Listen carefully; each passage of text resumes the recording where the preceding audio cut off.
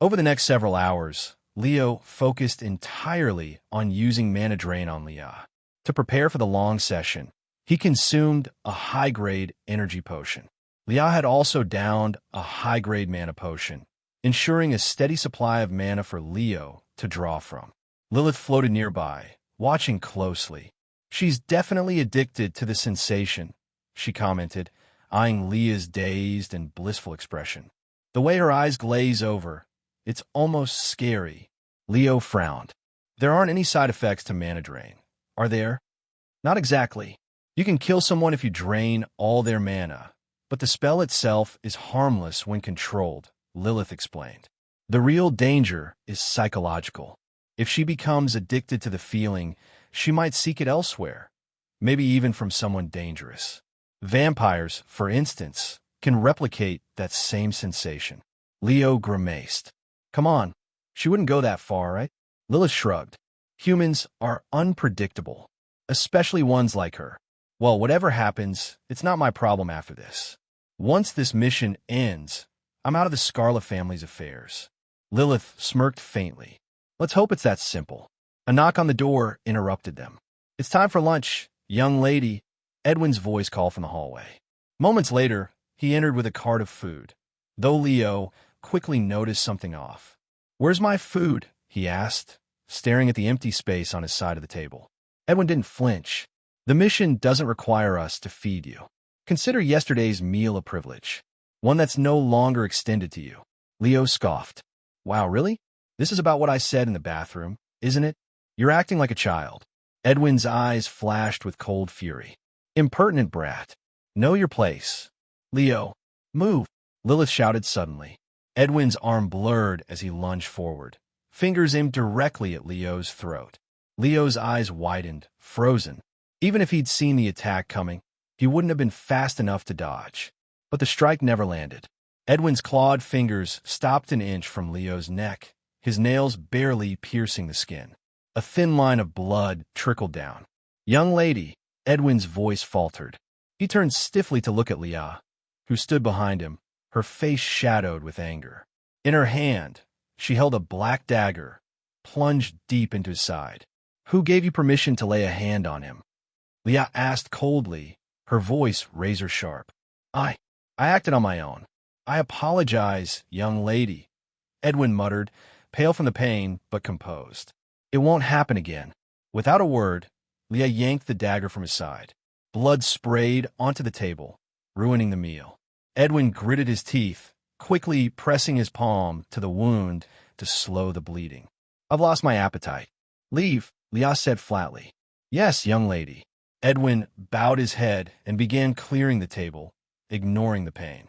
Leo remained frozen, stunned by how fast everything had unfolded. As Edwin gathered the last of the dishes, he turned to Leah. "Once again, I apologize.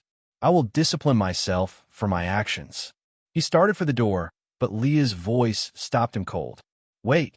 He paused, stiffening. "There's someone else waiting for your apology." A twitch ran through Edwin's brow. Leah stabbing him? He could live with that. But apologizing to Leo? Still, he had no choice. He turned, forced himself to bow, and said through clenched teeth, "I sincerely apologize for attacking you. It was a lapse in judgment." Leo didn't respond, merely watching with cool detachment. Edwin left without another word. Once outside, he downed a high-grade healing potion. His wounds sealed rapidly, but his mind remained shaken. "She protected him. She even punished me. This is dangerous." Edwin slid down against the wall, sitting in silence. "That brat, he's affecting her judgment. I need to eliminate him, just not while she's watching." Back in the room, Leah looked at Leo. "Are you all right?" "I think so, thanks to you." Leo exhaled. "I owe you one.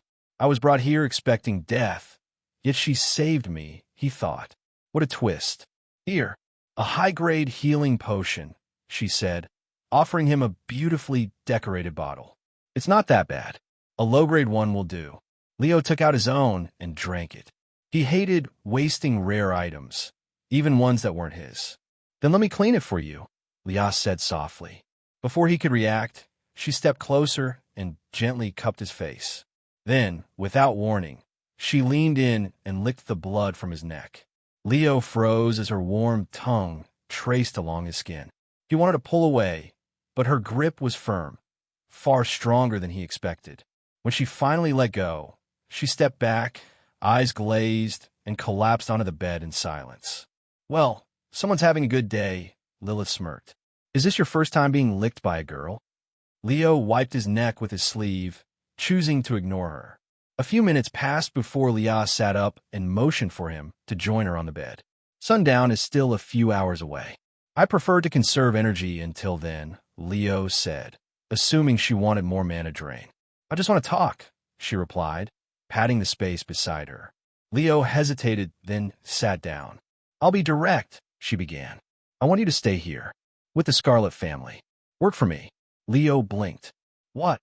"All I ask is that you continue using mana drain on me and provide me with blood, occasionally. In return, I'll give you anything within my power, and I'll have plenty of it, as the future head of the family." Leo swallowed hard. The offer was tempting, maybe even life-changing, but he couldn't accept. "Let me think about it," he said carefully. "I'll give you an answer after I complete the mission." Leo nodded. "I'll wait." Later that evening, Edwin returned with dinner, this time with a plate for Leo as well.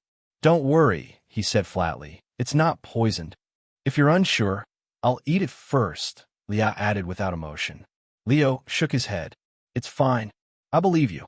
Edwin cleaned up after they finished and said, "Once the young lady has her final outbreak, your special mission will be complete. You'll be free to leave." "I can't wait," Leo muttered. As the sun dipped below the horizon, Leo consumed another energy potion and began the final mana drain session. This one was different, longer, more intense. Leo's mana regeneration surged. It pushed Leo to his limits. Thankfully, his mana drain mastery leveled up to rank B just in time. When it finally ended, Leo collapsed onto the bed, soaked in sweat. "How do you feel?" he asked, panting. "It's over," she whispered. 6 more months of peace." "Good." Ding. Special quest completed. Plus 150,000 magic experience, plus 750 magic points. Leo smiled weakly. Finally, it's done. But Lilith hovered close and whispered, "It's not over. She still hasn't accepted your answer. If she doesn't like your refusal, well, good luck surviving." "I'm aware," Leo sighed. A little later, Leo stood in front of Leah, his expression serious. "I've thought about your offer," he began, "but I can't accept." Leah's face didn't change. "Is it because of Edwin?" she asked. "If you want him gone, I'll make it happen." Leo shook his head. "It has nothing to do with him, or you, or the Scarlet family." "Then what is it?" she asked, narrowing her eyes. Leo swallowed hard. Her tone made it clear. This was his final chance to explain himself carefully. "I'll tell you. That was my intention from the start." And with that, he took a breath and prepared to speak his truth. "I appreciate the offer, Leah, but I can't stay and work for you," Leo said, his voice steady. "I'm already an adventurer. I simply don't have the time to commit to anything long-term. If that's all, you could still work for me while continuing your adventures," Leah replied without hesitation. Leo shook his head. "That might be possible technically, but it's more than just time. I value my freedom more than anything else. I don't want to feel tied down, even if it's only in name. There are things I want to do, places I want to go. Maybe someday I'll feel differently. If you're still willing to accept me then, who knows?" Leah closed her eyes, going quiet for a long moment. Then, without opening them, she asked softly, "Is there truly nothing I can say or do to make you stay?" "I'm sorry," Leo said quietly, bracing himself for a sudden dagger to the chest. But instead of rage, Leah opened her eyes and met his with calm determination. "Since your mind is made up, I won't try to change it for now. But know this, Leon, I don't give up on what I want. And I want you. If not today, or even a year from now, eventually you'll be mine." Her voice was serene, but the fire in her gaze said she meant every word. Leo gave her a faint smile. "Thanks for understanding." "Really?" Before he could turn to leave, Leah said, "Wait, can I see your phone?" He blinked in surprise, but quickly nodded and handed it over. She tapped away on the screen for a few moments, then gave it back. Add my contact info. If you ever change your mind, or if you're in trouble, call me. I'll help you. Thank you, Leo said, pocketing the device. Leah rose from the bed. I'll walk you out. They stepped out of the room together and walked into the hall, just as Edwin approached. Young lady, he bowed slightly. How are you feeling? Stable, Leah replied. That's a relief. May I? I'm showing him the way out, Leah interrupted. You can clean the room. Understood. Edwin stepped aside, though his eyes lingered on Leo as the two passed. Once they were gone, he entered a nearby room, heading straight for a window that allowed him to watch them discreetly. When they reached the front door, Leah turned to him. Will you come back in 6 months to help me again? If I'm still alive, Leo replied with a chuckle. What will you do now? First, I'm heading to the Adventurers Guild to report the mission's completion and hopefully get promoted to C rank. After that, I'll just keep going, I guess. Then perhaps we'll meet again sooner than you think, she said. Maybe. Either way, it's been interesting, yeah? You're unlike anyone I've ever met, Leo said with a warm smile. Leah didn't reply. She simply stood there, watching him as he stepped through the door and disappeared from sight. Back inside, she returned to Edwin, her expression now cold and commanding. Edwin. Yes, young lady. I want every piece of information you can find on Leon, no matter how small. He gave a slight nod. Understood. I'll begin immediately. I was going to do it anyway, he thought to himself. Now I have permission to dig deeper.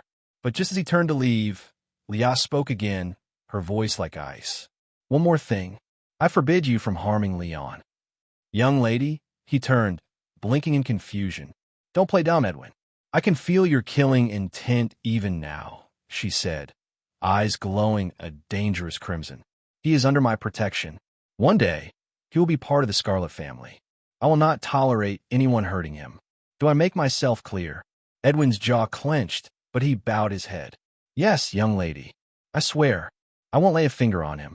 Leah nodded and turned away, disappearing down the corridor. The moment she was gone, Edwin clenched his fists, his voice barely a whisper. Fine. I won't personally kill him. Outside, Leo let out a deep, audible sigh as he walked down the steps. Finally, I'm out, he muttered, arms stretched toward the sky. 3 days felt like 3 weeks in that house. Not surprising, Lilith said from his side. You were basically locked in a room and spent most of your time draining mana. Leo exhaled again. Well, I'm free now. Let's head to the Adventurers Guild and claim my promotion. I earned it. I wonder what face the guild master will make when he sees you alive, Lilith said with a smirk. Let's just hope he doesn't lunge at me like that psycho Edwin. Sometime later, Leo stepped into the familiar hall of the Adventurers Guild. He approached the front desk and handed over his adventurer's ID. I'm here to report. The receptionist glanced at his ID and typed into the terminal. Thank you. I can confirm the completion of your special mission. However, the reward is still pending. You'll need to return later for it. Leo raised an eyebrow. Pending? Let me guess they didn't think anyone would survive. The worker gave an apologetic smile, but didn't answer. Where's the guild master? I'd like to speak with him. I'm afraid that won't be possible, she replied. He left the city 2 days ago for an emergency. He won't return for at least a month. Leo frowned. What about the investigation into my bounty? One moment, the receptionist said, turning to her system to check the records. Hey, everyone. If you enjoy my quantum audiobooks, you can support me by becoming a Patreon member. Your support helps me keep creating, and you'll get exclusive perks. You can also access my audiobooks directly through Google Drive. Check out the link in the description. Now, let's get started. Several moments later, the guild worker said to Leo, Thank you for waiting, Leon. I have taken a look at all ongoing investigations on your profile. Indeed, there was an investigation about your bounty, and I am here to tell you that the investigation has already been concluded. It's done already? They work faster than I anticipated. Leo thought to himself, but he wasn't complaining. After looking at the details of the investigation, it appears that there was no bounty on you. Wait, what did you just say? That there is no bounty on me? Leo doubted his ears. That is indeed correct. The guild has looked into all active bounties, but found no bounty on you. The worker confirmed. That's impossible. I had multiple people attack me and confirm that there was a bounty on me. Could they have removed the bounty before the investigation could find it? Leo asked. We are able to look through all active and inactive bounties, including completed and deleted bounties, so there is no way that we could have missed it. There is only one explanation for this, that the bounty isn't an official bounty. Unofficial bounties are much harder to track, but our investigators have gone through multiple sources and were unable to find anything about your bounty. I'm sorry, Leon, but there is nothing else we can do for you. Leo was left speechless by the results of the investigation. Ask him about the special mission. Lilith suddenly said to him. Leo snapped out of his daze and asked, What about my special mission? Who assigned me to it? Was it the guild master? No, the guild master doesn't have the authority to assign adventurers to specific special missions. Most of the time, it's all randomized by the system. However, if you think that you'd been chosen for your special mission, then it was most likely done by someone at the Adventurers Bureau. The worker explained to him, The guild master wasn't behind my mission? And what the hell is the Adventurers Bureau? Leo was dumbfounded by the results once again. It appears that we have jumped to conclusions and mistook the guild master as the culprit behind your bounty and the special mission. However, this raises even more questions. Why would someone at the Adventurers Bureau mess with you? They don't usually interfere with matters unless it's an emergency, Lilith said with a pondering look on her face. Let's talk about it later. Leo said to her, I understand. Thank you for the information. By the way, I am now a C-rank adventurer, right? Indeed. I'm currently working on your new ID as we speak. The worker nodded. A couple of minutes later, the worker handed Leo his new ID. Name, Leon ID, 15057377101. Adventurer rank C, DOB, 04/29/2022, Blood, O+. Sponsor, Camille Light ID, 646090913. Expiration, January 1st, 2050. Leo thanked the worker one last time before leaving the Adventurers Guild and removed his disguise before calling taxi. For Witches Academy, Leo said to the driver. While he waited, Leo asked, Hey Lilith, what's the Adventurers Bureau? What do they do? They're basically the political version of the Adventurers Guild. They also work directly with the government to keep the cities in this world safe, so they're more influential than the Adventurers Guild. They also handle most of the high-rank missions and special missions. And they're the ones who assigned me to the special mission, right? Why? There was no way that I had been randomly chosen by the system because Leah seemed surprised that the Adventurers Guild would send someone with my talents to become a sacrifice. You're asking the wrong person, Leo. I don't know much about the Adventurers Bureau besides the general stuff that most people know. You should speak with Miss Camille about this matter. She'll definitely have more insight. Lilith said, That's what I plan on doing. Sometime later, Leo returned to the academy. After going back to the dorm, Leo took a long shower before heading straight to bed. The following morning, Leo went to the cafeteria for breakfast before going to the infirmary to look for Miss Camille. She's not here. Where could she be? Leo mumbled. He decided to wander the academy until he found another teacher. Excuse me, do you know where I can find Miss Camille? Did you try the infirmary? I did. How about the teacher's lounge? No, I will try that next. Thank you. Leo went to look at the teacher's lounge next, but Miss Camille wasn't there either. However, one of the teachers there knew about her location. Miss Camille is currently in a meeting with the headmistress. I see. Thank you. Leo returned to the infirmary and waited for Miss Camille to return. Meanwhile, inside the headmistress room, Miss Camille and Headmistress Eve sat before some tea. How are Leo's injuries? Will he be able to participate in the wilderness training course? Eva asked. He's recovering just fine. I also believe he's ready to participate in the training course. That's great to hear. What about the tournament? Think he'll be able to handle the top students from the other academies? Miss Camille pondered for a moment before speaking. Unfortunately, I don't think he's ready to fight with the top students from the other academies at his current state. However, it's hard to say how much he'll improve between now and then. Of course, if he could use magic, that would be a different story. Miss Camille thought to herself. Sometime later, Miss Camille asked, "How is the investigation on Leo's disappearance going? Do we know what happened to him? He may be alive, but I can't shake this uneasy feeling in my guts. After all, this incident was dangerous enough to heavily injure someone like Leo, even causing him to have amnesia. The investigation is still progressing. However, we should get an update after the wilderness training course," Eva said, and she continued, "It's actually taking longer than I'd anticipated. There are just so many unanswered questions and things that don't make sense. Honestly, there might be someone out there trying to hinder our investigation." Miss Camille frowned upon hearing this, but she wasn't surprised. "Thank you for the information. I'll try to look into it as well. If you find out anything, let me know. I don't want you doing anything rash, Camille. Your main focus right now is to help Leo recover from his injuries and amnesia." "I know," she nodded. "Anyways, what is Leo doing now?" Eva suddenly asked. "He's training. By himself." Eva raised an eyebrow. "He'll be fine." After talking for a little longer, Miss Camille left the room and returned to the infirmary to find Leo lying on one of the beds. "What are you doing here?" she asked him with a weird look on her face. Leo sat up with a smile on his face. "Look at this." He displayed his new adventurer's ID for Miss Camille. "You actually managed to achieve C rank in such a short time?" Miss Camille's eyes widened with surprise. "Yeah, but it wasn't easy. I almost died multiple times." He shrugged. Miss Camille locked the doors before taking a seat in her chair. "Tell me about it." Leo nodded and proceeded to tell her everything about his recent experience, greatly shocking her. After 2 hours of nonstop talking, Leo took a deep breath and ended his story with, "To end it all, it's about my goal for this world.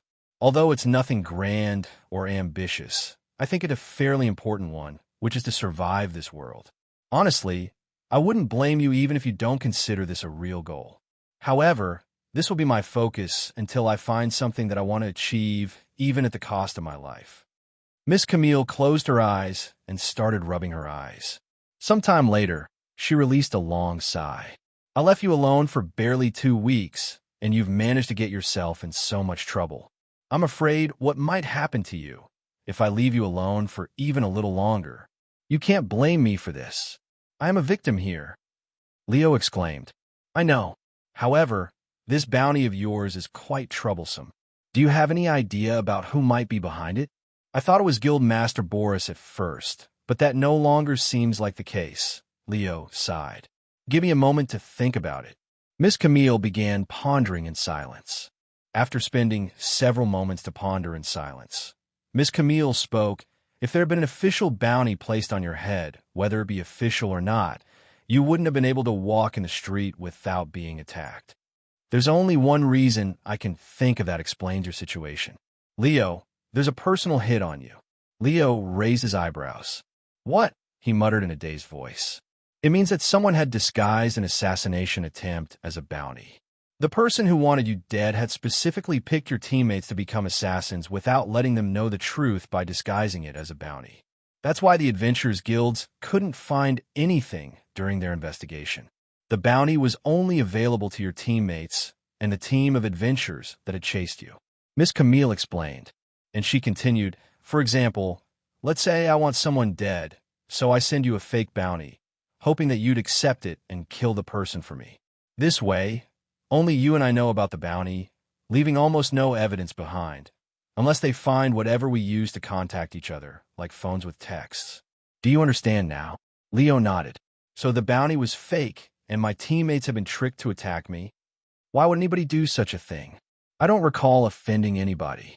Hell, this Leon identity is brand new as well.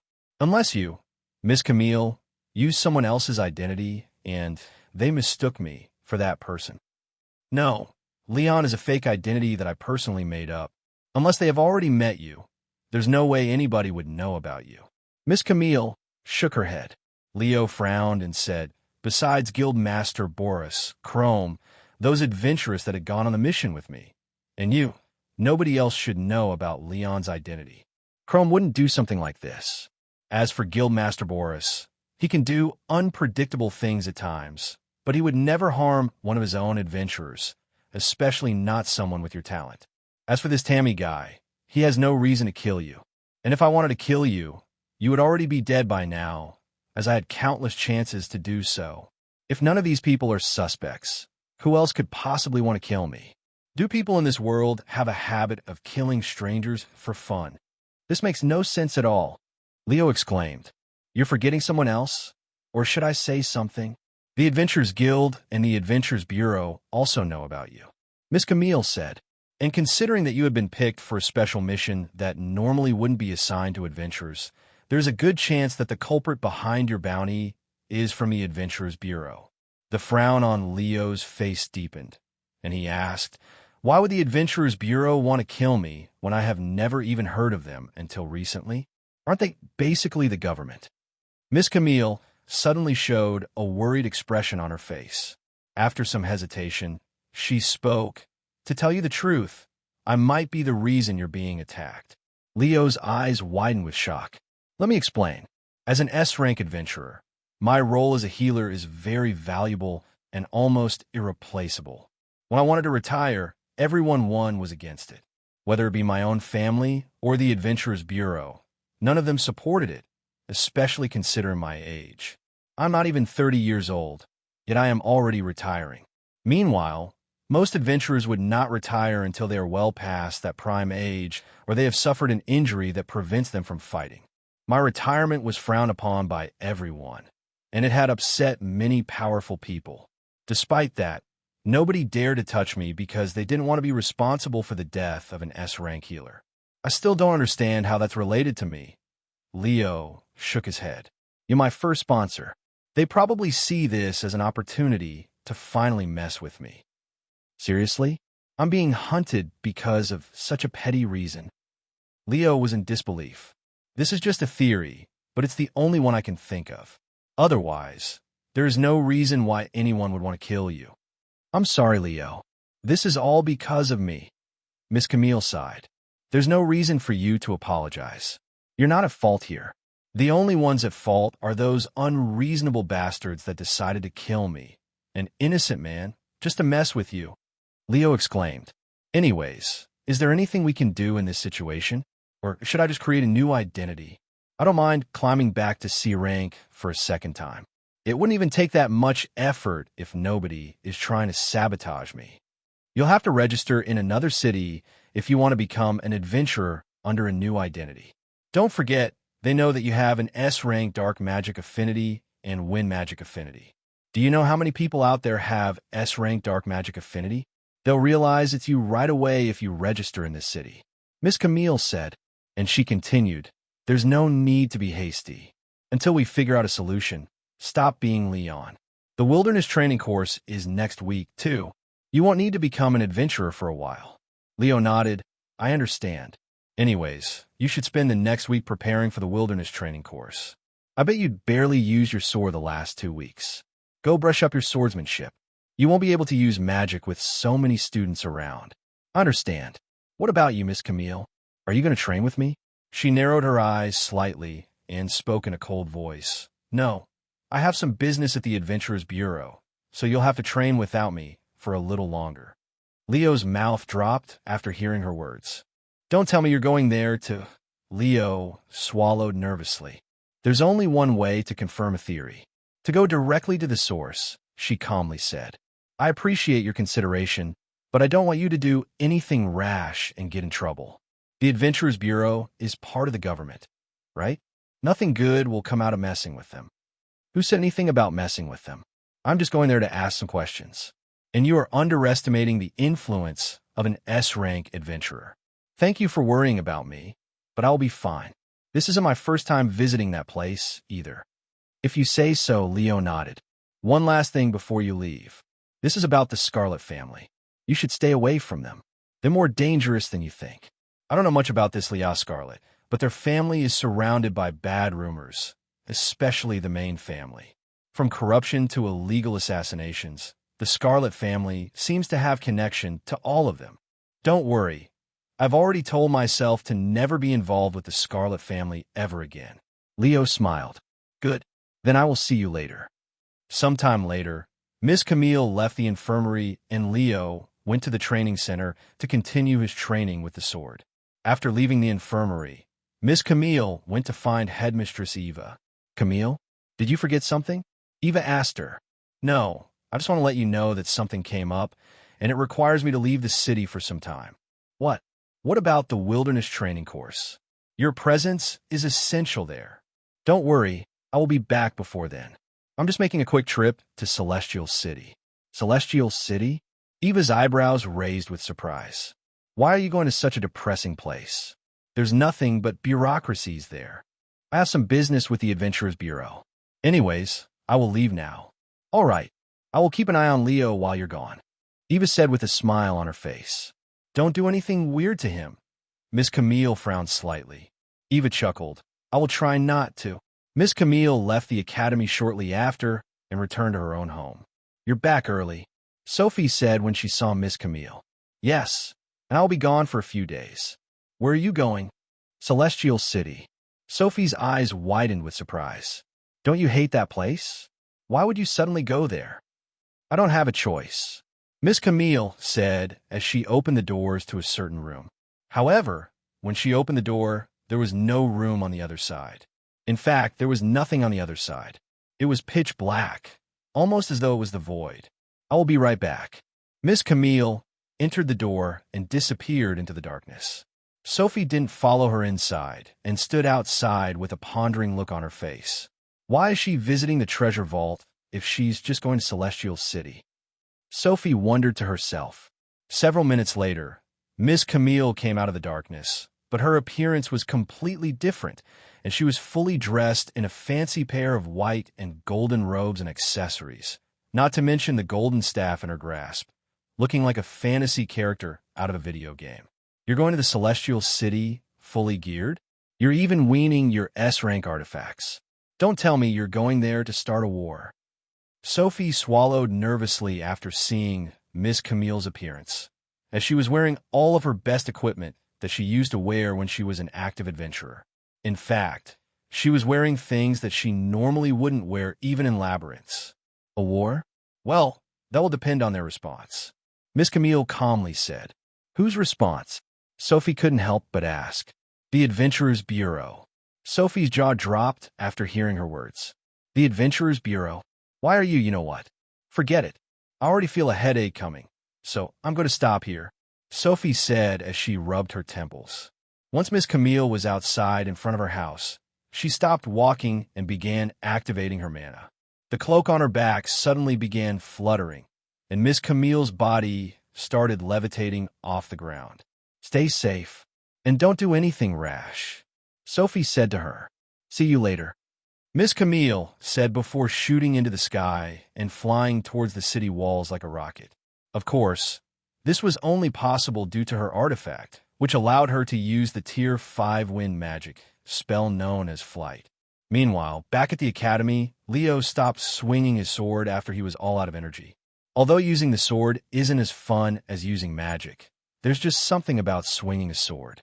It feels kind of cool, Leo muttered out loud as he laid on the cold floor. Really? I don't see how it can be cool, Lilith said. If you came from a world without magic or monsters, you would understand my feelings. Before coming to this world, I was just an ordinary student with no experience in magic or fighting. Forget about swinging a sword. I would feel cool even with a kitchen knife.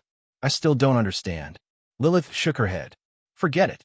I'm going to see if there is anything in the magic system that will help me with the wilderness training course. Since I cannot use magic, I should buy some artifacts that will increase my physical capabilities, he thought to himself. He looked at his available magic points. I have over 1,000 magic points right now. Although that's nowhere near enough to purchase anything in the magic shop, I can buy any F-rank artifacts I want now, including a weapon. The artifact shop will also level up if I purchase 5 more artifacts. Maybe I should buy 5 cheap artifacts and see what the level 2 artifact shop has to offer first. Thus, Leo began looking through the artifact shop while he rested. After spending some time looking through the artifact shop, Leo decided to purchase 5 cheap artifacts to level up the shop before investing anymore. Bronze helmet, minor physical damage mitigation. Leather cape, minor magic damage mitigation. Green crystal earring, minor boost to energy regeneration. Green crystal earring. Minor boost to energy regeneration. Red coral necklace. Minor boost to strength. Leo had used 35 magic points in total for these 5 artifacts. Ding! Artifact shop has leveled up. Leo immediately went to see what changes have been made to the artifact shop, and to his surprise, he could now see E-rank artifacts being sold in the shop. However, the prices were much higher, around 3 to 4 times more expensive than F-rank artifacts. He wanted to look through each artifact to see if there was anything he wanted, mostly the weapon category, but before he could do so, he noticed the door to his training room opening. I'm pretty sure that I locked the door, he wondered inwardly as he turned to look at the door. His eyes widened with surprise when he saw the tall figure walking into the room, recognizing her identity immediately. He quickly stood up to greet the red-haired beauty. "Good morning, Headmistress." "Tisk TSK, TSK." Eva sucked her teeth 3 consecutive times in a quick succession, and she continued, "It hasn't even been a day since Camille left you alone, and you're already slacking? Even without your memories, I guess you can't change your bad habits as a slacker, Leo." Actually, I was just taking a break," he said. "But what are you doing here, Headmistress?" "I'm just checking on you. Since Camille won't return for a few days, I decided to take her place and oversee your recovery until she returns." I appreciate your consideration, but don't you have more important things to do? As the headmistress of the academy, I'm sure you have a lot of work to do," Leo said to her.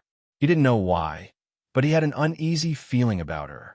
That would normally be the case, but with the wilderness training course already prepared, I have some free time until the next big event.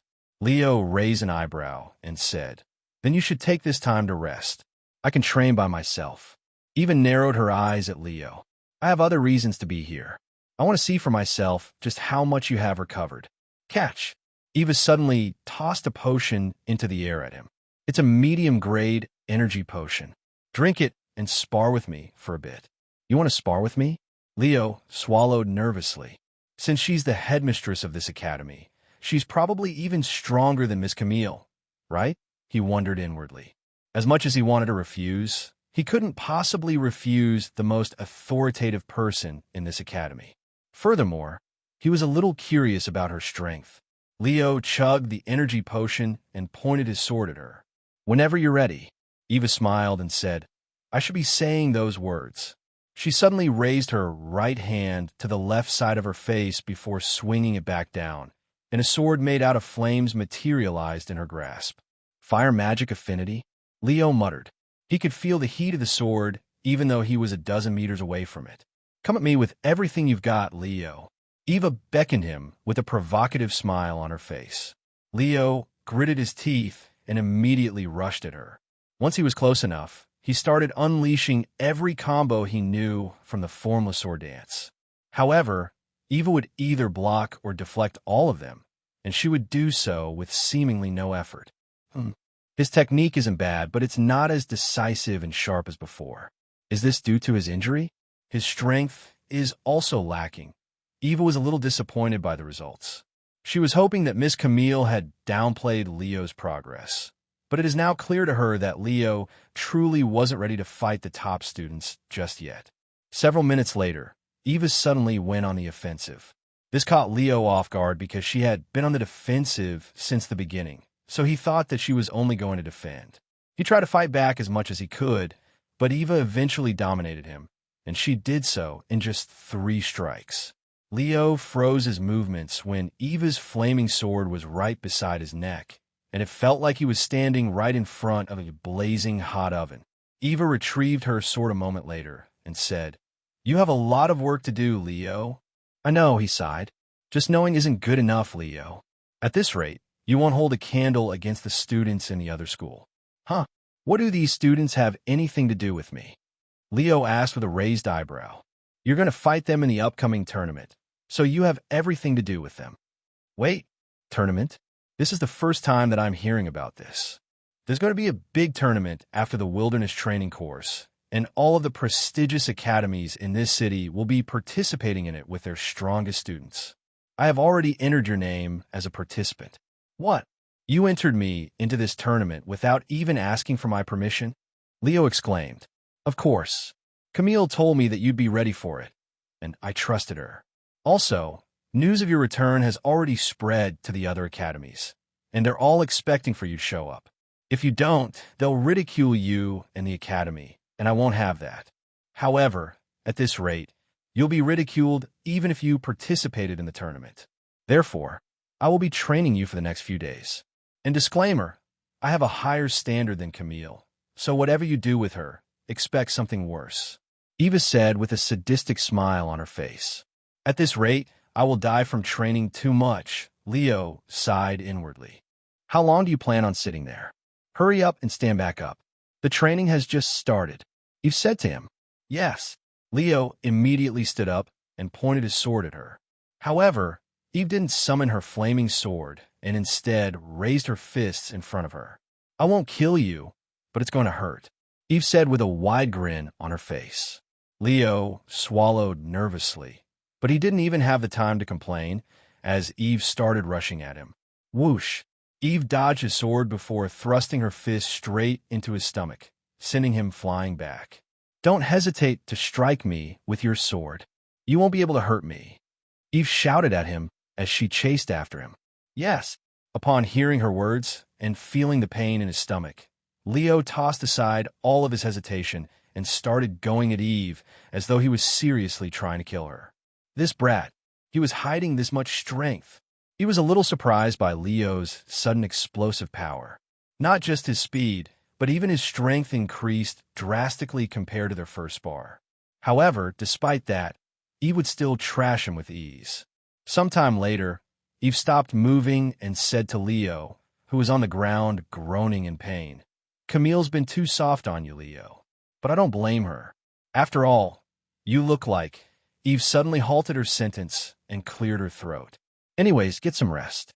I will be back in an hour with some training equipment for your training. Eve left the training room shortly after. Damn it, the headmistress is ruthless even in this world. She doesn't even care about the fact that I am supposed to be injured, Leo muttered after she left. I'm not surprised. The headmistress has a very strict personality.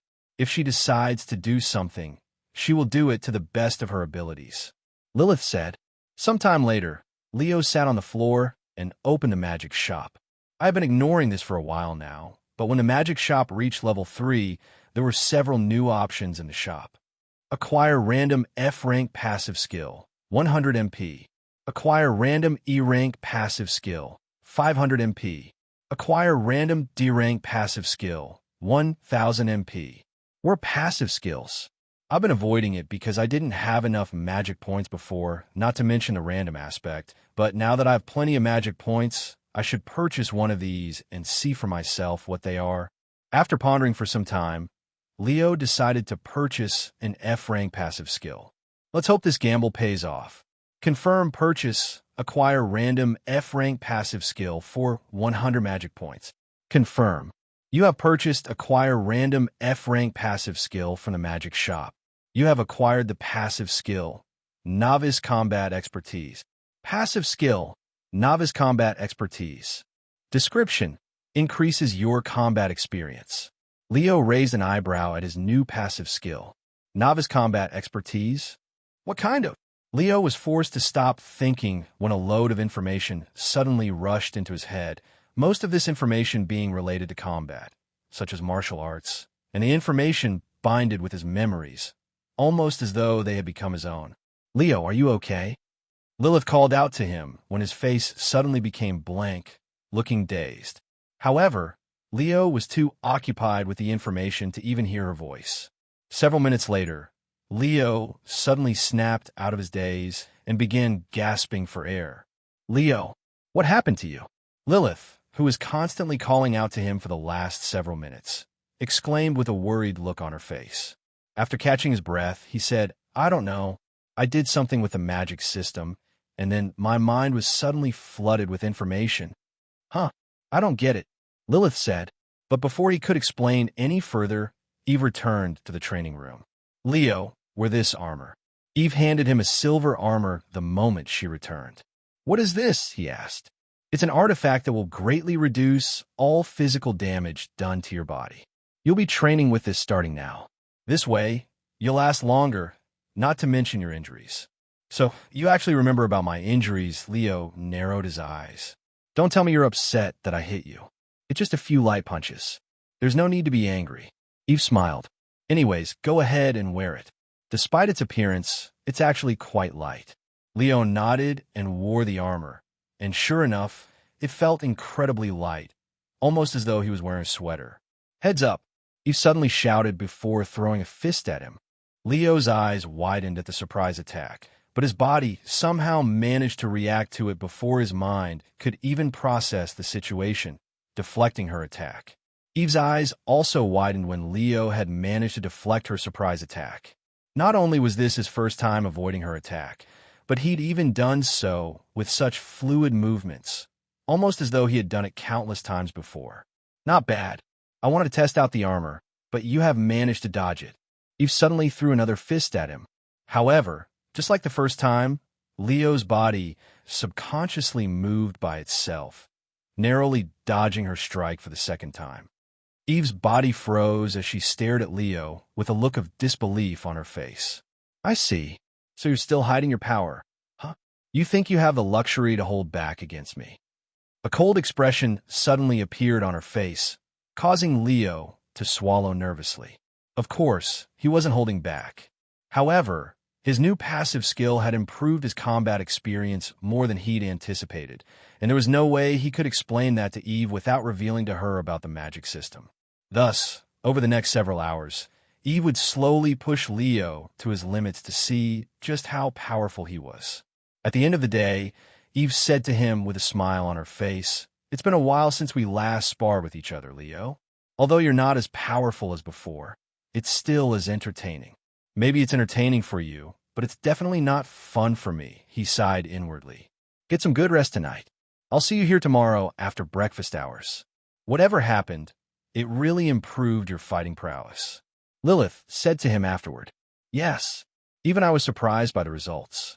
Leo explained to her about the passive skills as he walked back to the dorms. Once he returned to his room, he took a shower and went straight to bed. However, he didn't immediately go to sleep. Instead, he opened up the artifact shop and started looking at the new E-rank artifacts.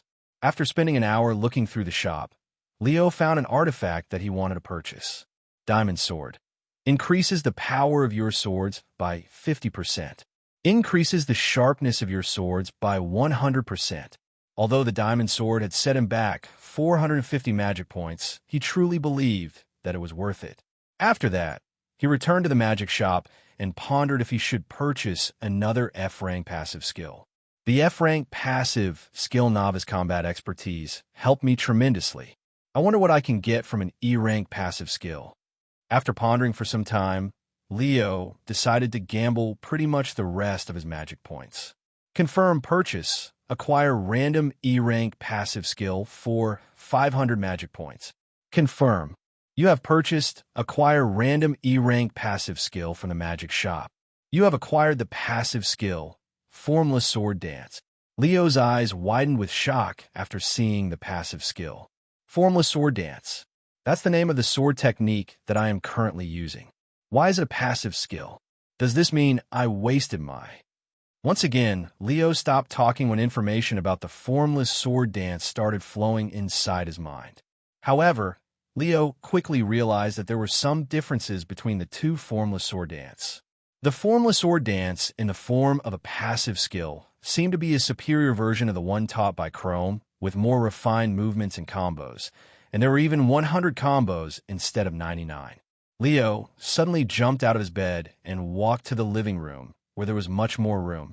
He closed his eyes and started swinging his arms around, acting as though there was a sword in his grasp, and he was practicing the Formless Sword Dance. However, he was not conscious of his current actions, almost as though he was sleepwalking. Lilith watched him with an entertained expression on her face. 2 hours later, after repeating all 100 combos of the Formless Sword Dance 9 times, Leo stopped moving and opened his eyes.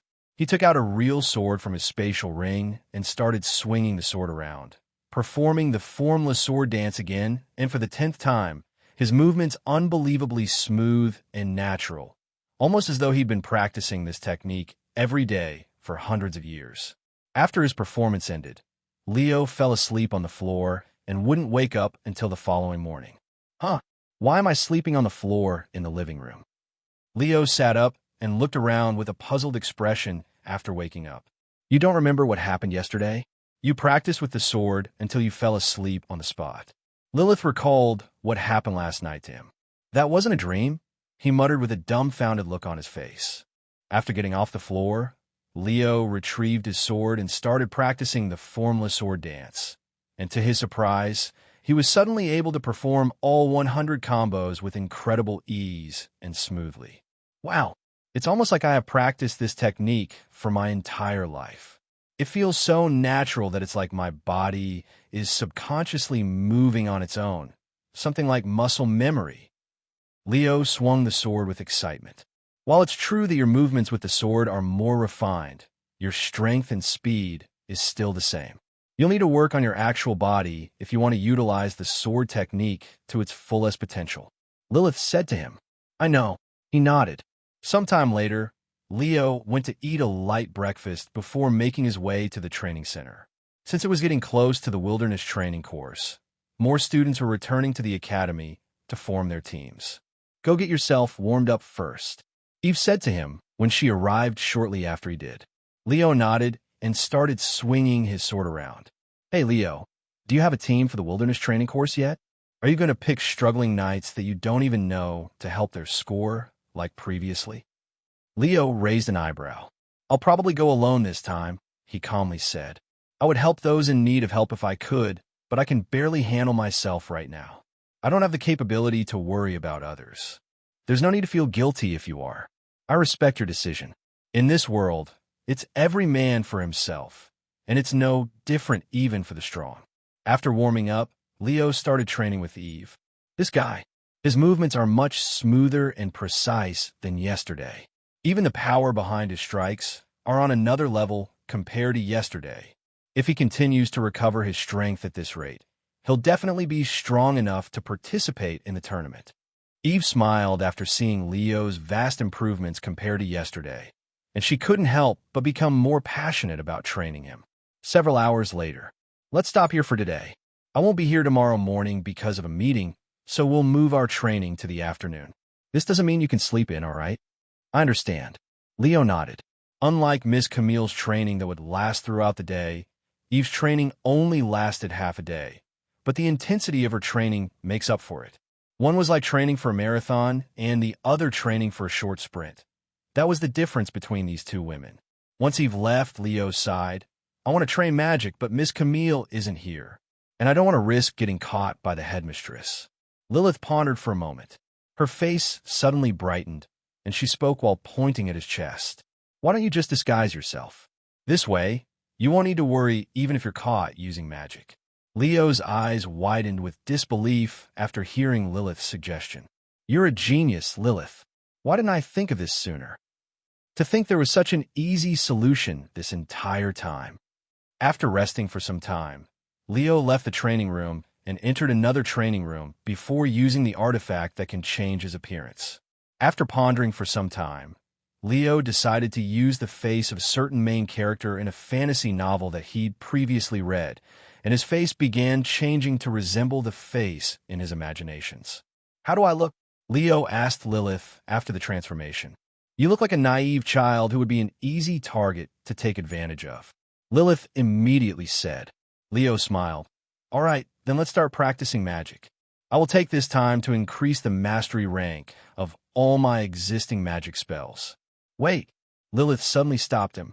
Since we've returned to the academy, I don't need your mana to keep my soul safe, so I will stop absorbing it to allow you to regenerate your mana much quicker. Thanks. This will definitely allow me to spam my magic spells much more often. He nodded. After borrowing a magic-absorbing dummy, Leo returned to the training room and proceeded to spam magic spells at it. He started with Black Bullet, multicasting over 20 of them every few seconds, bombarding the dummy. Even though every cast would consume around 500 mana, he had plenty of mana to spare, not to mention his 125 mana regeneration that would completely recover his spent mana within seconds. After spending just a little over an hour on Black Bullet, its mastery rank increased to A. When that happened, he stopped using Black Bullet and moved on to the next magic spell, Black Flame. After taking a deep breath, Leo would spew black flames from his palms like a flamethrower, and he would keep it active at its maximum output. His mana quickly drained, but it also recovered just as quickly. Several hours later, Leo took a seat on the floor and began resting after his black flame also reached mastery rank A. Furthermore, he finally finished his 100,000 mana quest, acquiring 20 magic points, and then he proceeded to purchase another one for 5 magic points. Even if they're just tier 1 magic spells, to reach mastery rank A in a single day, not to mention 2 of them. What terrifying speed! Lilith mumbled with a dumbfounded look on her face. Leo returned to his room after changing back to his original appearance. The following morning, he would return to the training center and begin practicing Dark Shield, not stopping until he reached mastery rank A. However, since Dark Shield couldn't be spammed like the previous magic spells, his progress was naturally much slower. Once it was almost time to train with Eve, he removed his disguise and waited for her to show up. Meanwhile, several hundred miles away from Stellar City, after flying for 2 days straight, Miss Camille could finally see the city walls of Celestial City. Once she reached the entrance, she descended to the ground and began walking towards the gates. "Identify yourself." The guards at the gates gestured for Miss Camille to stop when she got close enough. Miss Camille didn't say anything and tossed her ID at them. "How disrespectful. Who do you think you?" The guard suddenly stopped speaking when he laid eyes on the ID card he just caught. "See Camille Light. Forgive me for not recognizing you, Saintess." The guard quickly returned her ID. "I have some business with the Adventurers Bureau, so if you'll excuse me, open the gates." The guard shouted at the people working the gates. Once Miss Camille entered the city and disappeared from the guard's view, another guard approached him and asked, "Who was the beauty just now? I have never seen you act so nervous before. You don't recognize her? She was Camille Light, the famous S-rank adventurer. I think I have heard that name before, but didn't she already retire? What's she doing here? Who knows?" But she looked angry. After entering Celestial City, Miss Camille walked straight to the Adventurers Bureau. The Adventurers Bureau's headquarters was a massive, oval-shaped building that took up multiple streets, almost like a stadium, but had many floors and gave off the atmosphere of an office building. Upon arriving at the entrance, Miss Camille was stopped again by the guards there. After all, she was fully geared in artifacts. "What is your business at the Adventurers Bureau?" the guard asked. Miss Camille handed her ID to the guard and said, "I'm here to speak with Chairman Gerard. See Camille Light." The guard's eyes widened. After snapping out of his daze, the guard spoke. "Do you have an appointment with the chairman? He only accepts meetings through appointments now. It's an emergency. I need to speak with him right now. Tell him I am here, and he will agree to meet with me." Miss Camille said in a calm voice, "I'm really sorry, but the chairman is currently in an important meeting that will last all day. Nobody can disturb him right now. Please understand my position." Miss Camille narrowed her eyes. Her gaze turned cold, causing the guard to tremble in fear. "I understand. Then I will notify the chairman of my presence without bothering you." Miss Camille turned around and walked away from the building until she gained a good distance. The guards there watched her weird movements with raised eyebrows, having an uneasy feeling in their guts. Their uneasiness grew when Miss Camille stopped walking and turned to face the building again. "Hey, what do you think you are doing? Saintess!" One of the guards there shouted when Miss Camille suddenly summoned a golden spear in her grasp. However, she ignored the guard and continued to focus on the building. A vicious light flickered in her eyes, and after taking a calm breath, she lunged the golden spear at the building. "Ah!" The guards there exclaimed in shock after seeing her actions. Of course, the headquarters of the Adventurers Bureau was protected with magic to prevent situations like this one. Miss Camille knew about it in advance, hence why she dared to attack the building. There was only one reason for her actions, to call out the chairman of the Adventurers Bureau. "Why you? What are you doing? How dare you attack the Adventurers Bureau?" The guards there immediately surrounded Miss Camille. However, Miss Camille remained calm despite her situation. In fact, she even tossed a second golden spear at the building, causing it to shake again. Stop it. Even if you are an S-rank adventurer, there's a limit to your jokes. You can still be punished for your actions. Despite Miss Camille's actions, the guards didn't dare to approach her, as the difference between her power and theirs was far too great. The only thing they can do is try to convince her to stop until backup arrives. Saintess, why are you doing this? Why are you suddenly attacking the Adventurers Bureau?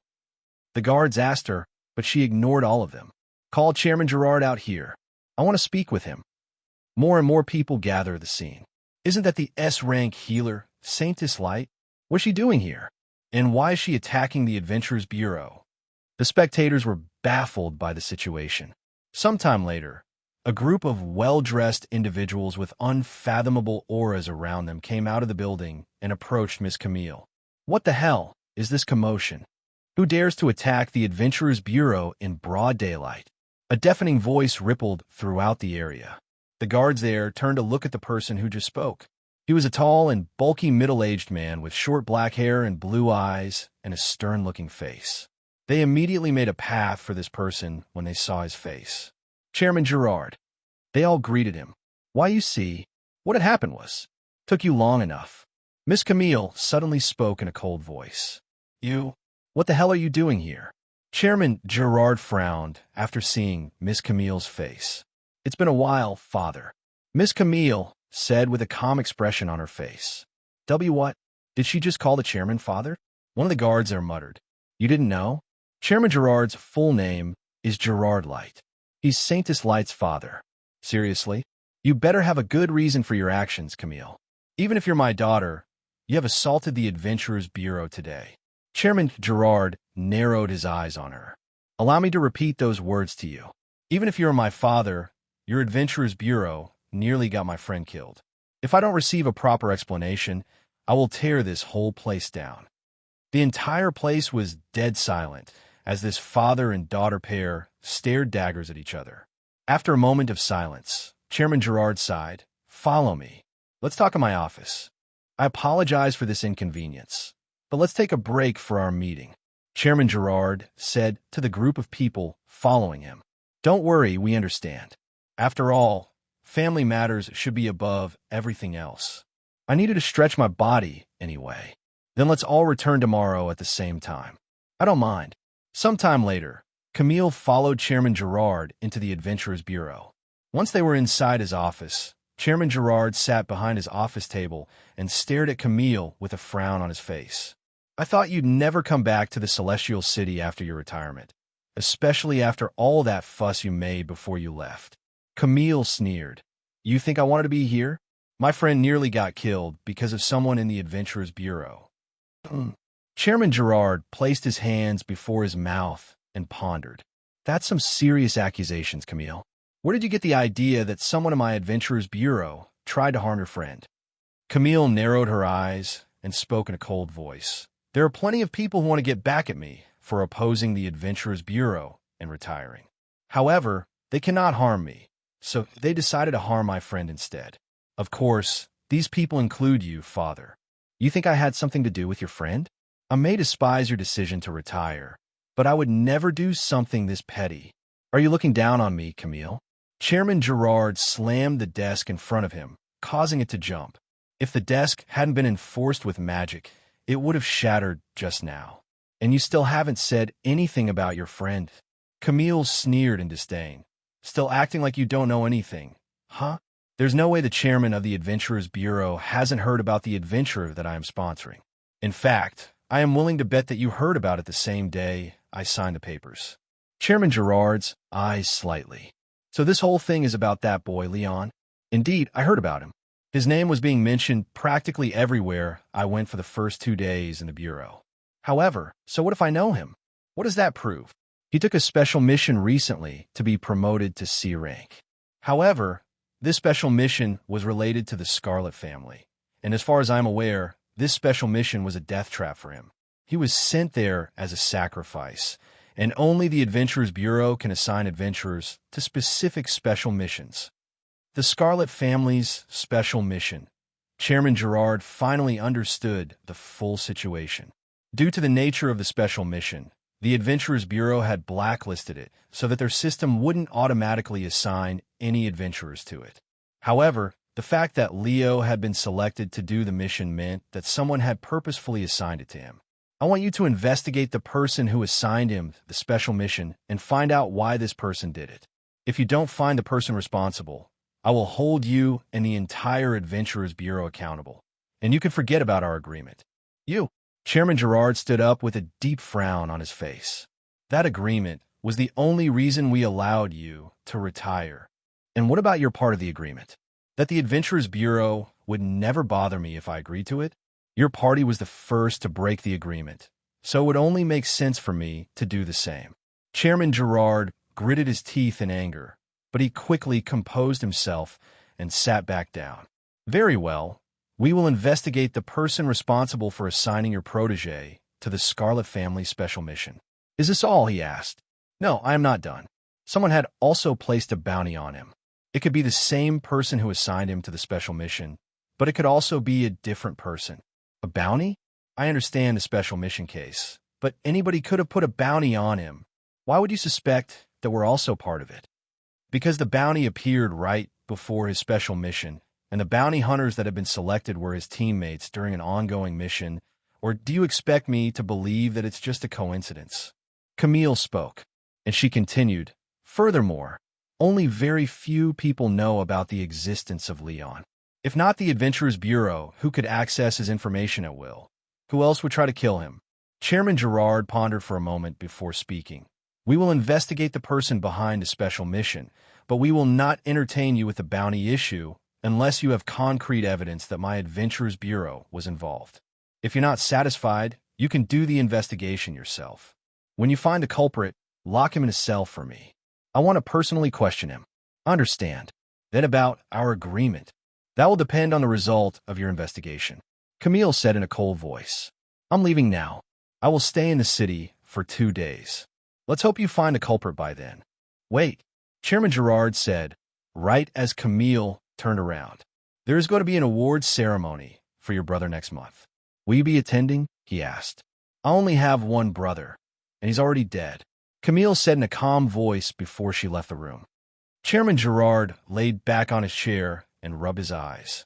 What a troublesome daughter, he muttered in a sighing voice. After leaving the Adventurers Bureau, Camille went to a nearby flower shop and purchased a bundle of flowers before making her way to the graveyard. At the graveyard, she approached a certain tombstone with the name Leon Light engraved in it. She placed the flowers she'd just bought in front of the tombstone and silently prayed to it. Meanwhile, Chairman Gerard ordered the Adventurers Bureau's intelligence unit to investigate the person responsible for Leon's special mission. It didn't take long before Chairman Gerard received a name. Martin Graves. I see. This makes sense. Thank you for your hard work. Lock him up in a cell for now. Chairman Gerard dismissed the team shortly after. He called Camille and notified her of the news. Martin Graves? So it was that bastard. Camille gritted her teeth in anger after hearing his name. Where are you keeping him? I want to speak with him. He's currently behind bars in one of our cells in the Adventurers Bureau. However, we can't keep him locked up for too long. If you want to speak with him, you must come now. I'm already on my way there. Camille hung up the phone and flew straight to the Adventurers Bureau. Sometime later, Chairman Gerard led Camille to their in-house prison. They stopped walking once they were in front of a certain cell where a young man was locked up. Camille, you really came back. The man inside the prison immediately jumped out of his seat and rushed to her with a blissful look on his face, clearly very happy to see her. However, he was quickly stopped by a thick layer of enhanced glass that would remain unscathed even if it was struck by a tank. Camille frowned when she saw this, and she turned to look at Chairman Gerard with a cold gaze. What is the meaning of this? She spoke in a cold voice. Did you think I would let you see him without ensuring his safety? I don't care if he tried to kill your protege. You're not going to kill him. I don't need you stirring trouble with the Graves family again. Camille sucked her teeth with an annoyed face. Camille, I am so happy that you came to visit me. The person behind the glass wall exclaimed. Camille turned to look at him with clear killing intent in her gaze, but the man didn't seem to mind it. So you were the bastard behind Leon's special mission. I should have known it was you, Martin. Although I can guess why you did it, I'm still going to ask you. Why did you target Leon? She asked him. Leon? Oh, you mean that little brat who dared to get between our relationship. I won't let another man be close to you when you already have me. I won't have it, Camille, my dear. This delusional fucker. Camille suddenly smashed the glass wall with her fist that was gushing with mana, but her fist was repelled without leaving any marks on the glass. Get him out there. I'm going to kill him. She turned to look at Chairman Gerard, who shook his head. You know I cannot allow that to happen. And don't even try to threaten me. It's not going to work. The relationship between our Light family and their Graves family is already bad enough as it is. If you kill him, it will cause a full-blown war between our families. So what? This bastard has been harassing me for years, and I have endured all of it. However, he crossed the line when he tried to harm Leon, who is completely innocent. He even thinks we are in a relationship. This world is better off without this delusional bastard. I'm going to kill him today, whether you like it or not. If you think this glass wall can stop me. Camille's body suddenly began emanating a golden aura, and her eyes flickered with intense, killing intent. Camille! Chairman Gerard suddenly roared. This isn't just about our family. If you kill him, the Graves family will do everything in their power to avenge him. This means that everybody close to you will be in their crosshair, including the Academy. Our family might be able to handle them, but I can't say the same for the others. Camille gritted her teeth in frustration. So you're just going to let him go? The Adventurers Bureau will punish him accordingly for his violations. You have my word. If only your words are trustworthy. Camille sneered. She turned to look at Martin and asked, Are you also responsible for the bounty on Leon? However, he spoke with a puzzled expression. Bounty? What bounty? Camille immediately frowned. He's not responsible for Leo's bounty? But who else would want him dead beside Martin? She wondered inwardly. She spoke again a moment later. Martin, this is your last warning. If you dare mess with me or Leon again, I will kill you even if I have to start a war with the Graves family. A malicious grin suddenly appeared on Martin's face, and he spoke in a crazed voice. If you want me to stop, you'll have to kill me. This crazy bastard. Let's go. His family has learned of his detainment and is already demanding his release. We won't be able to keep him locked up for much longer. We'll figure out something later, but for now, Chairman Gerard said to her after seeing the text on his phone. Che. Camille turned around and left the in-house prison with Chairman Gerard shortly after. Once they returned to Chairman Gerard's office, Camille said to him, I was serious about what I said. If you don't want me to start a war with the Graves family, it would be in your best interest to keep them in check. You make it sound so easy. The Graves family is on par with our Light family in terms of influence and power, and they're growing stronger every day. You think I don't want to get rid of their family that is nothing but an eyesore to me? I would have done so already by now if it was that easy. Anyways, you should leave the city before the Graves family arrive, unless you want to make our situation even more complicated. Chairman Gerard said to her, It's not about power or influence, Father. You just don't have the spine to fight them. However, I am different. I don't care even if I lose. I will fight the Graves family if they continue messing with me. Camille said with a stern expression on her face. If that's what you want to do, I won't stop you. After all, even though you bear the surname Light, you're no longer part of our family. I only wanted to look out for you as your father, but there's nothing I can do if you won't listen to me. Chairman Gerard shook his head. Go ahead and start a war with the Graves family. However, my Light family won't be there to help you. You speak as if the family has always been there for me. How laughable. I am leaving. Camille walked out of the office and disappeared from the Adventurers Bureau. About an hour after Camille left, the Graves family showed up at the Adventurers Bureau to demand the release of Martin Graves, the eldest son of their family. The Adventurers Bureau had no choice but to release Martin Graves, especially considering that his violation wasn't that serious to most people there. I heard that your daughter, Camille Light, was responsible for locking up my son.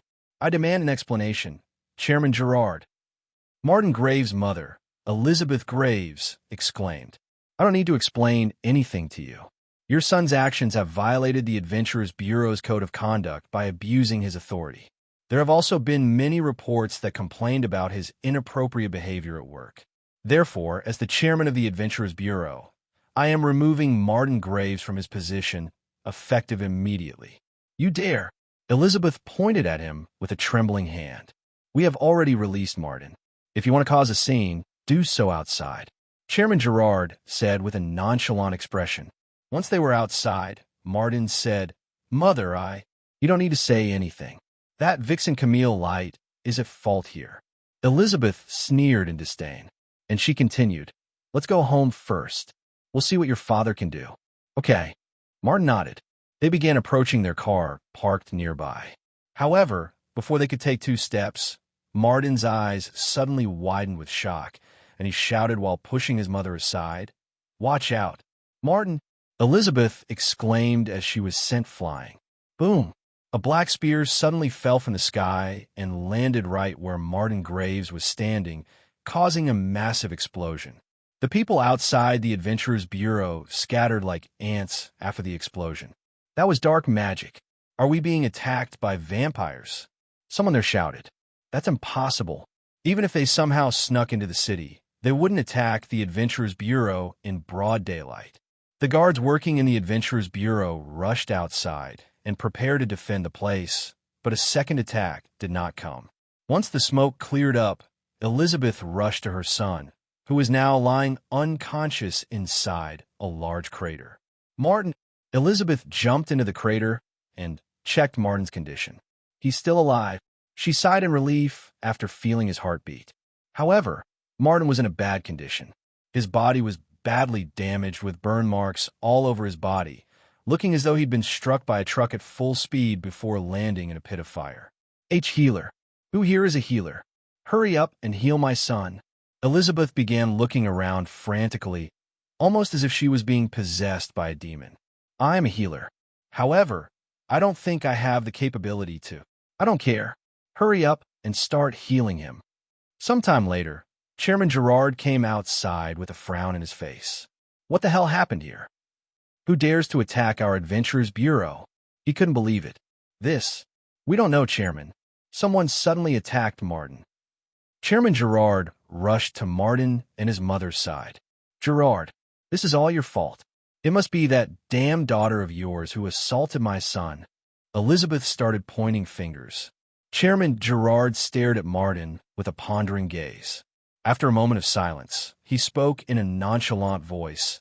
The person who attacked your son used dark magic. My daughter uses light magic.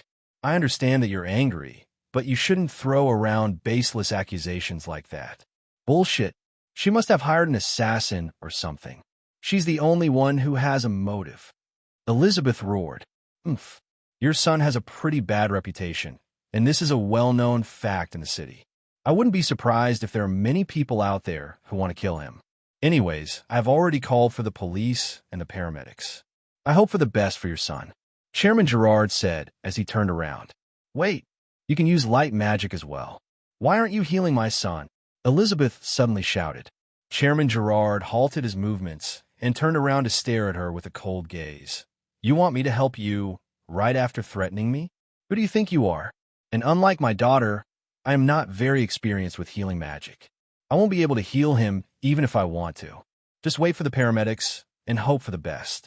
I still have to find the person responsible for this, so I won't bother you any longer. You'll regret this, Gerard.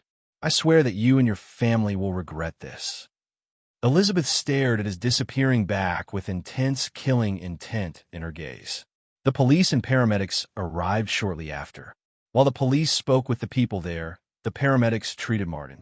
However, even a high-grade healing potion wasn't enough to completely heal him. Although it would make all of his external injuries disappear, his internal injuries will take much longer to heal, not to mention the shock he'd received from the attack had put him in a coma. News of the attack quickly spread throughout the city, shocking everyone that heard it. The Graves family tried to make the Light family responsible for the attack, but without any evidence to back up their claims, the accusations remained as nothing more than accusations. As for the perpetrator responsible for the attack, they were still at large, and the chances of this person being caught was slim to none, as nobody had seen or knew the attacker. The whole incident shook the whole city, and it would remain a hot topic for the next few days, but people eventually forgot about it, except for the Graves family, who would continue to look for the culprit until they were found. Several days later, Camille returned to Stellar City. "Miss Camille, how was your trip? Did you figure out anything?" Leo was happy to see her return safely. She nodded. "Yes, I found the person who was responsible for assigning you to the special mission." "Really? What happened to this person?" A mysterious smile appeared on Camille's face as she spoke. "I will tell you more about it once we sit down. Follow me." "Okay." Leo nodded, and he followed her to the infirmary, where she would tell him about her findings. Once they were seated in the infirmary, Camille explained the whole situation to him. "Martin Graves? That lunatic. He tried to kill me because he thought I'd get in the way of his imaginary relationship with you. This reason is even worse than I'd anticipated," Leo exclaimed after learning the truth. "Is there anything we can do to him? He will definitely try to harm me again if he's left alone." Camille shook her head and said, "Unfortunately, he is from the Graves family, one of the more influential families in the world, so they have a lot of people supporting them. If we want to get rid of him, we will need the help of multiple families that are as influential, if not even more influential than them. Or you can assassinate him." "Assassinate him?" Leo raised an eyebrow. "I'm just saying that it's a possibility. Anyways, it would be for the best if we avoid the Graves family for now. They're probably going to cause trouble for me later, too." "Why? I'd get their son locked up, even if it was just for a bit." "The Graves family is infamous for returning favors, especially when they feel offended, which happens more than they breathe. Do not worry, Miss Camille. If they try to do anything funny, I will deal with them for you. I also have a favor to return to them for trying to kill me," Leo quickly said. Camille smiled and said, "Then you should hurry up and grow stronger, because you'll need to be stronger than me if you want to deal with them." Leo swallowed nervously. "I will try my best." Sometime later, Leo asked her, "By the way, what about my bounty? Is Martin also responsible for it?" She shook her head. "No, that doesn't seem to be the case. At least he refuted it. Martin is someone who would admit to something even if it could get him in trouble. He admitted to assigning you to the special mission without hesitation, so it wouldn't make sense for him to refute the other claim." "I see. So there is another person out there who wishes to harm Leon. But why?" Leo mumbled with a pondering face. "We'll figure out as we go," she said. "All right," he nodded. "Anyways, I'm going to speak with the headmistress to let her know that I have returned. I will meet you in the training center in an hour." Actually, Leo stopped her, and he continued, "If you want to meet with the headmistress, you should come with me to the training center. She's going to be there in half an hour." "Why would she be there? And how do you know that?" Camille raised an eyebrow. "She's been training me since you left," he sighed. "Really?" So she wasn't joking when she said that, Camille muttered in a surprised voice. "Yes, and she's like a devil during training. I thought I had it bad when I trained with you or Chrome, but the headmistress is many times worse. I'm always on the verge of death after our training. She doesn't know how to hold back. While that may be true, the headmistress knows what she is doing. She's trained 3 S-rank adventurers, and they're all monsters. Most people would consider it an honor to be trained by her, even if it's just for a single day." Camille said, "Come with me to the training center now. I want to see how much you've improved." Leo nodded. Sometime later, Leo and Camille stood before each other with several meters of distance between him. Leo was wielding his sword while Camille wielded her light spear. "Here I come, Miss Camille," Leo warned her before he rushed at her. Whoosh! Leo quickly closed their distance and started swinging his sword at her. Camille's eyes widened with surprise after blocking the first strike, but she would only become more surprised as Leo continued to swing his sword. It only took a few strikes, but Camille could tell that Leo had improved significantly since the last time they had sparred with each other. It's not just his strength and speed. Even his swordsmanship and general movement is countless times better than before. How did he improve so much in such a short time? Camille didn't think it was caused by the magic system at first, since Leo wasn't using any magic, and she didn't know about his passive skills or invisible artifacts. It has only been a little over 3 weeks since Camille sparred with Leo. Although that is plenty of time for one to improve, Leo's improvements were something that could only be achieved after years of training, especially with his swordsmanship with formless sword dance that seemed to have surpassed even Chrome. Is this the result of the headmistress training? No, that's not possible. Then could it be his magic system? I thought it only improved his magic talents. Due to her pondering, Camille wasn't completely focused on the fight, so Leo had almost managed to land a strike on her for the first time. However, Camille became serious at the last second and summoned a second light spear to block his attack before kicking him away from her. Boom! Leo flew and slammed his back on the wall after the kick. Oh shit! Camille cried inwardly after realizing that she'd gone a little too hard on him. Are you okay? She quickly went to check on him. I am fine. Leo stood back up as if nothing had happened. You've really improved since our last spar. Is this due to the magic system? Camille couldn't help but ask him. He nodded and spoke with a bittersweet smile on his face. Yes, but the headmistress training also plays a big part in my improvement. When I train with her, it's like I'm fighting a boss that was programmed to never lose. Of course, it's also like that when I train with you, but you don't hit me as hard and actually know how to hold back. I see. Anyways. Oh, Camille, when did you come back? A familiar voice suddenly resounded in the room. Leo and Camille turned to look at the door simultaneously to see Headmistress Eve walking into the training room. I just got back today, Camille said. And the first thing you do after coming back is train with Leo? You're really dedicated to him. I'm a little envious. Eve said with a teasing smile on her face. I was going to see you first, but he told me that you'd show up here, so I decided to wait. Camille said, I see. Anyways, you really made a mess when you went to the Celestial City. Do you have any idea how many calls I got during the last 2 days? Especially the Graves family. They're really bothersome. They called you? Why? Camille asked. Their son, Martin Graves, was attacked right outside the Adventurers Bureau, and they think you're responsible for it. Eve shook her head, and she continued, but that's impossible since he was attacked with dark magic, unless you use some kind of artifact. Dark magic? Leo raised an eyebrow. I don't know anything about the attack, and unless they have proof that I attacked him, they can't do anything to me. Camille said in a nonchalant voice. Eve chuckled. Even if you did attack him, I won't let them touch you as long as you're in this academy. Anyways, you sparred with Leo, right? What do you think? Has he improved in your eyes? She then asked. Camille turned to look at Leo and nodded in a stiff manner. He's improved a little, I guess. Just a little, huh?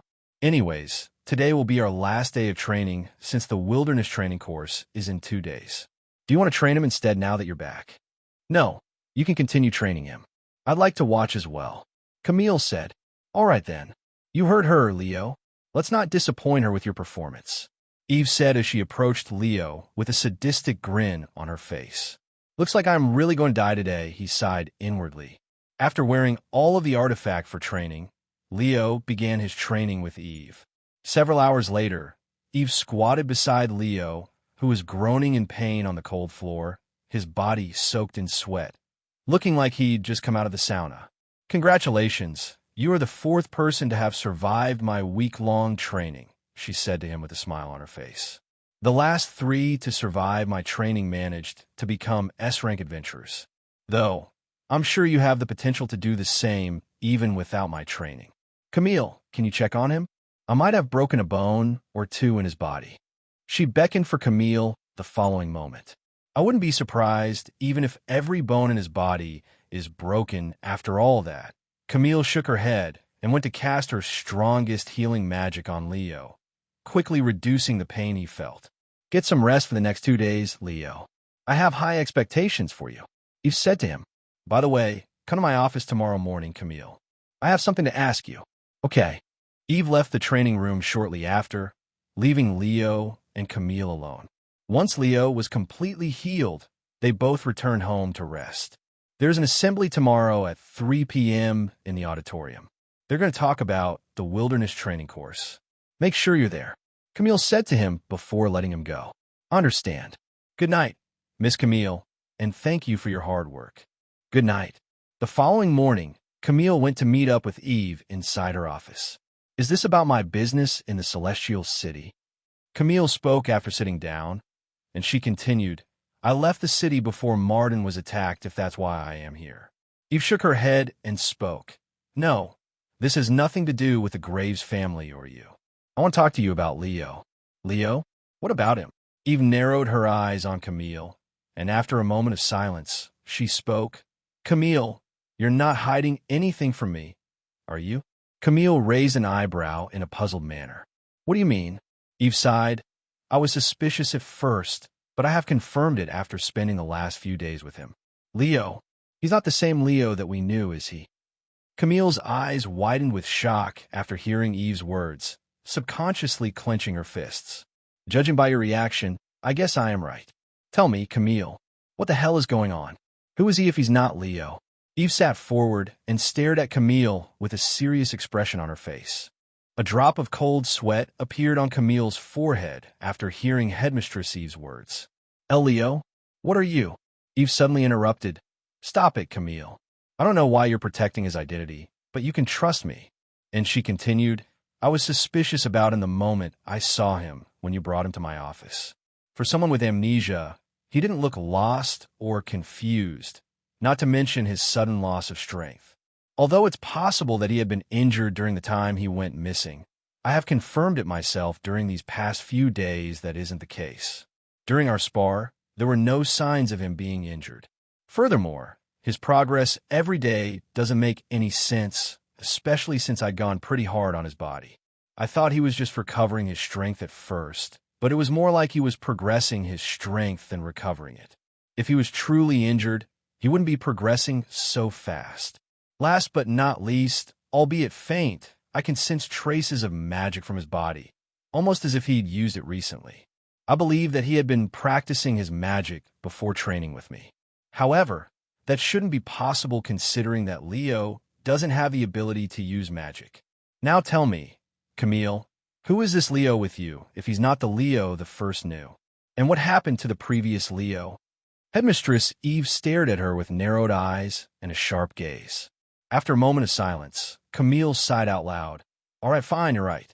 He is not the same Leo that died several months ago, the same Leo that we knew. However, he is still Leo. Please explain. Eve spoke with her hands in front of her mouth, and on her face was a serious expression. I don't know what happened to the Leo we knew, but this Leo, it appears that he'd come from another world, a world where Leo still existed. Camille explained. Eve's eyes widened with shock after hearing her words. He's from another world? Although she was shocked, Eve didn't seem to be in disbelief. I don't know how he came to this world, but it's true. I thought he was a zombie at first, or someone pretending to be Leo, but that's not the case. He's really Leo, just not the one we knew. And unlike the previous Leo, this one can use magic. In fact, he has tremendous magic talents that even we cannot compare to. I reckon that he will be one of the most powerful magicians in this world in a few years despite having never used magic before coming to this world. Seriously? Eve muttered with a pondering look on her face. So the Leo we knew is most likely still dead. Dang it, Camille. Why didn't you tell me sooner? Do you have any idea what his existence means in our world? He's going to be hunted if news of his existence is leaked to the world. Eve exclaimed. Camille frowned. That's exactly why I didn't tell you. I didn't want his existence to be leaked. The fewer people that know about it, the better. Where's Leo right now? Eve then asked. He's either going to be in his room or at the training center. Camille said, Let's go. I need to speak with him. Eve and Camille left the office to look for Leo. They stopped by his dorm first, since it was on the way to the training center. When he couldn't be found in his room, they made their way to the training center. However, the person working at the front desk said that he didn't see Leo enter the building when asked by them. He's not here. If he's not in his room or at the training center, where could he be? Camille pondered. Unbeknownst to these two, Leo was actually in the training center. However, he'd gone in a disguise, so nobody knew that he was there. There's no point in looking for him now. Let's just wait until the gathering at the auditorium. He'll definitely be there. Camille said, All right. Once it was lunchtime, Leo left the training center to get some food at the cafeteria before making his way to the auditorium for the gathering. The majority of the students in the academy would be there, so it was immensely crowded when he arrived. "There's too many people here," Leo, who was not good with crowded places, sighed. "It's always like this every year," Lilith said as she hovered above Leo. They entered the massive building some time later. The moment he stepped inside, Leo noticed something odd about the scenery inside. The normal students and the magic students are split in half, like oil and water, he thought to himself. All of the normal students were sitting towards the back of the auditorium, while the magic students sat in the front. There was a clear division between the students, but there was nothing the teachers or the academy could do about it. If they forced the two sides together, it would definitely have the opposite effect. So the only thing they can do is wait for the day they naturally come together, which might never come. Sometime later, Headmistress Eve entered the stage and began speaking through the microphone on the stand before her. "Good afternoon, students. This year, just like every other year, you will all go into the wilderness to acquire real combat experience as part of your examination. The wilderness training course will last for 30 days. During these 30 days, you can do whatever you want, but you must stay in the wilderness. If you return to the city, that will mark the end of your examination. The points you have collected during your examination will still be counted, but you cannot gain any more points. In order to acquire points, you will need to slay monsters and clear labyrinths if you come across one, but you must notify a teacher before you enter the labyrinth. During the wilderness training course, all of you will be given a watch and camera. The watch can count the amount of monsters you have killed, and the camera can be used to record whatever you encounter. It is not required to have your camera active the entire time, but it is recommended that you use it during fights for evidence. Now onto the rules. It should be a given that you are not allowed to attack other students in the wilderness. It is a different matter if you encounter students from another academy, but if you are caught harming or sabotaging a fellow student, you will be expelled from the academy and be punished accordingly. Other than that, you are free to do whatever you have to survive the wilderness. If you enter the wilderness in a group, only those in an official group will be able to share points with each other. In other words, if you decide to partner up with another student after the training course starts, the points you acquire won't be shared with each other, unless you notify a teacher about your changes, but you're only allowed to change your team one time for the whole training course. Of course, you will acquire less points if you are in the group, and the bigger the group, the more points you will have to share with each other. However, we still recommend that you form a team of at least 4 people, as you can all work together to survive, which will greatly reduce your risk of dying out there.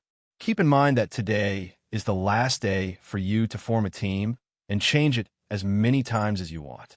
Also, a team cannot surpass 6 people. The headmistress continued to talk about the wilderness training course for several more minutes before ending her sentence with, "If you have any questions, your teachers will stay in their classroom for the next few hours. I will see you all tomorrow at the East Gate at 9 a.m. And, Student Leo Magnus, go wait for me in my office. I need to speak with you." You're all dismissed now. The students in the auditorium scattered shortly after. I wonder what the headmistress wants to talk about, Leo pondered as he made his way to the school building along with many other students that had questions for their teachers. When he arrived at the staircase leading to the school building, Leo noticed a distinct figure standing at the top, and she appeared to be searching for someone. What is she doing there? Leo wondered to himself as he climbed the staircase. Once this figure noticed Leo in the crowd, she stopped looking around and stared right at him. When Leo arrived at the top of the staircase, she approached him and said, "Leo, do you already have a team for the training course?" "No, I don't." "Why?" Leo asked her. "Then can I be part of your team?" She asked. "You want to be teammates with me?" "Why?"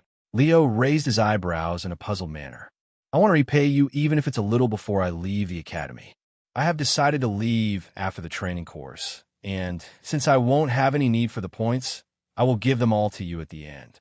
I promise that I won't be a burden. If I do end up being a burden, I will leave you alone." Nina Wraith said with an earnest expression on her face. "Why don't you accept her help? I don't think you're ready to wander the wilderness for a whole month by yourself.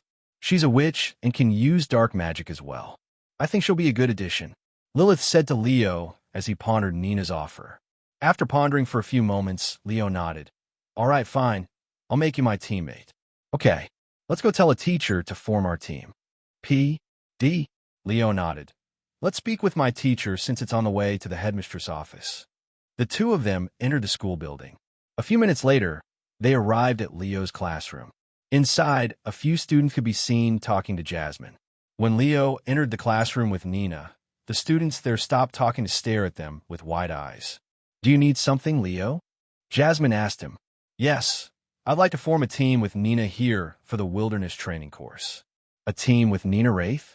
Jasmine's eyes also widened after hearing such words, as they were a pair that nobody could have expected.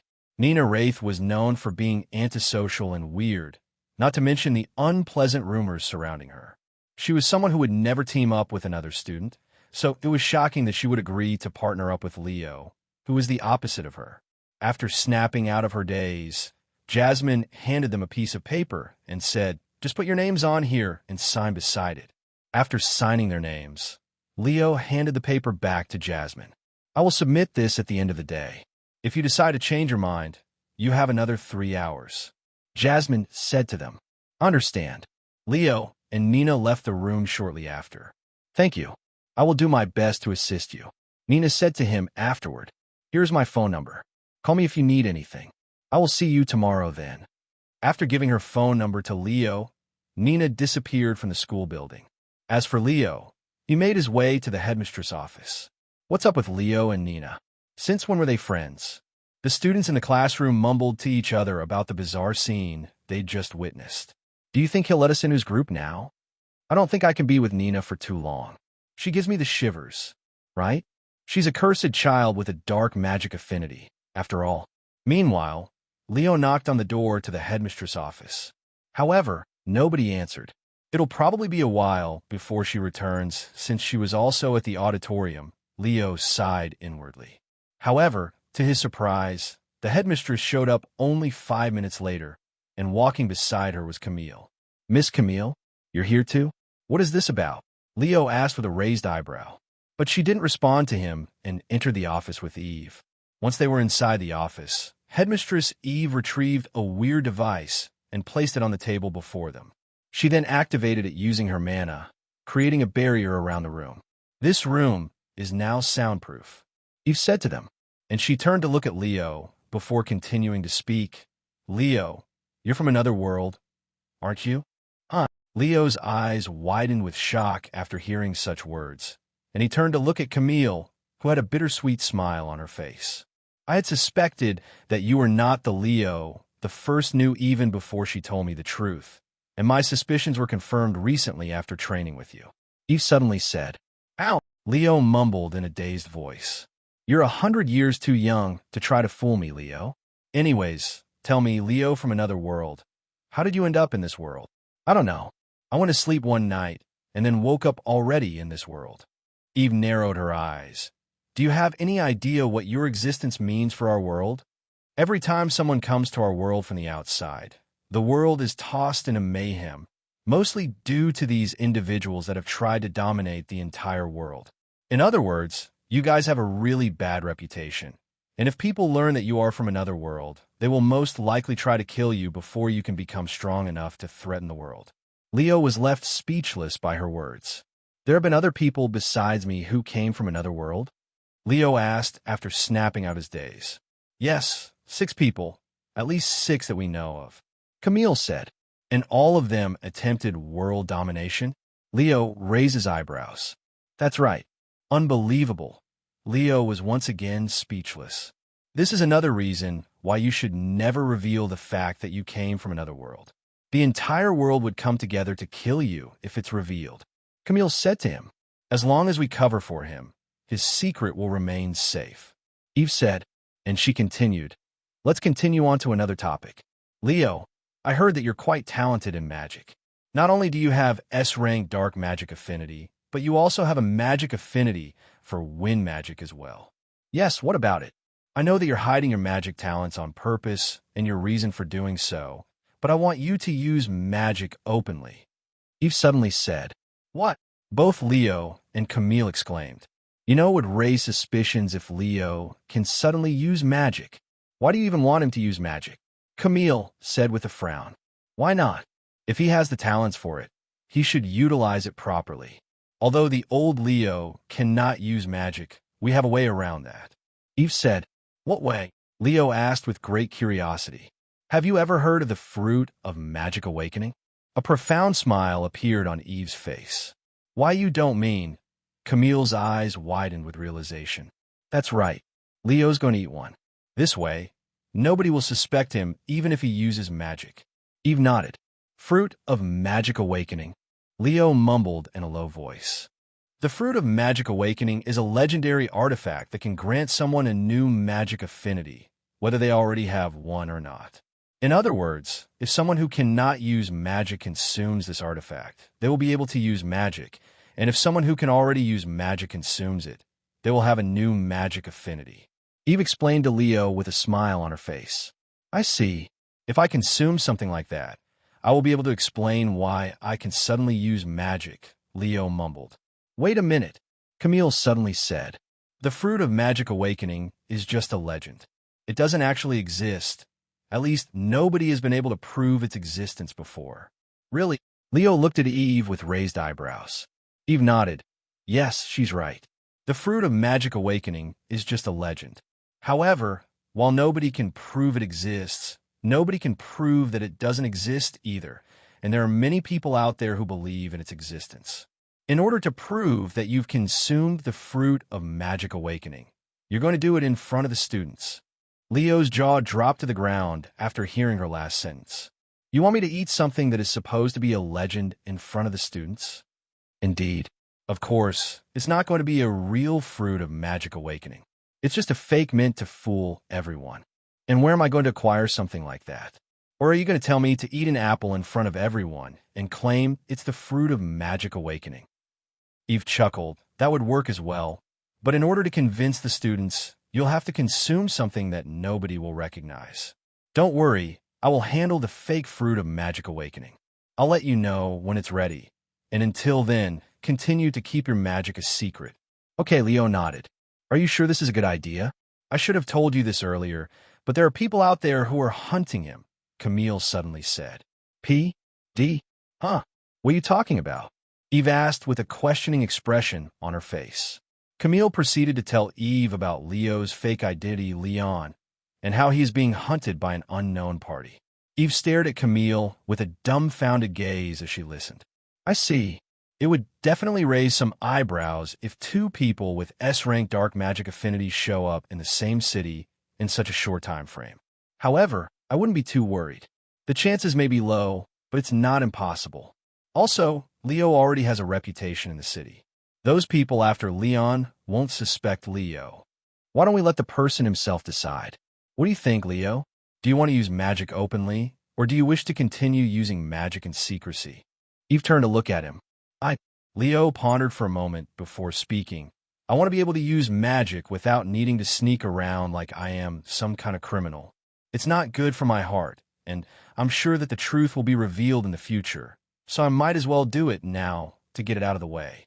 Eve nodded and turned to look at Camille. You heard him, Camille. What do you have to say? Camille sighed. What is there to say? He's already made up his mind. Not to mention you're here to help as well. Then it's decided, Eve said with a smile.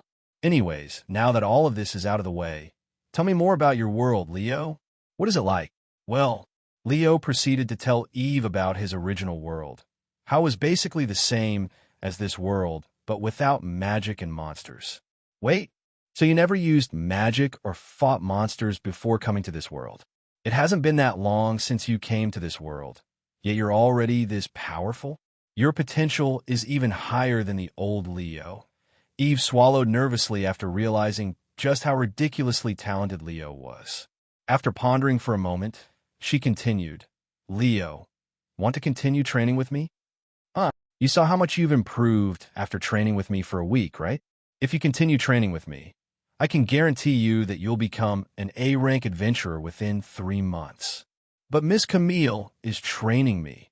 He looked at Camille, who was calmly sitting beside him. Leo, I have nothing more to teach you. Besides giving you some advice, I really don't know what else to teach you. You're my first student, so I don't really know how to teach people. However, Headmistress Eve is a different story. She's trained multiple S-rank adventurers before, and she's even the headmistress of the Four Witches Academy, one of the most prestigious academies in the city. You'll definitely acquire more experience if you train with her, Camille said to him. However, Leo still remained hesitant for some reason.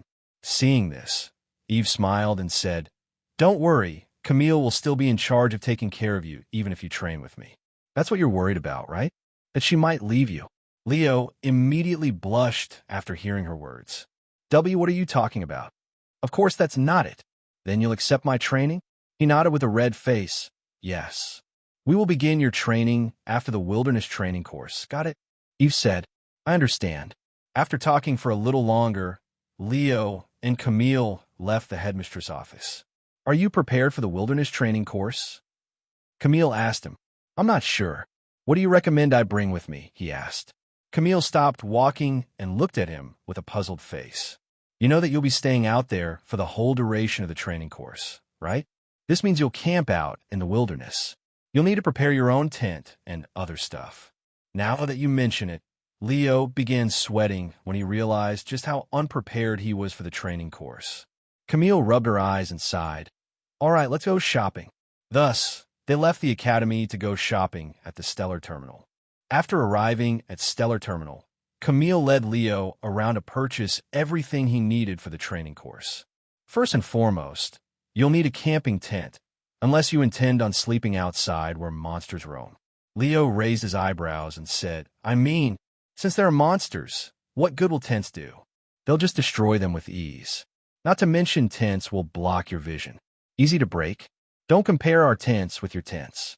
The ones made here are enhanced with magic.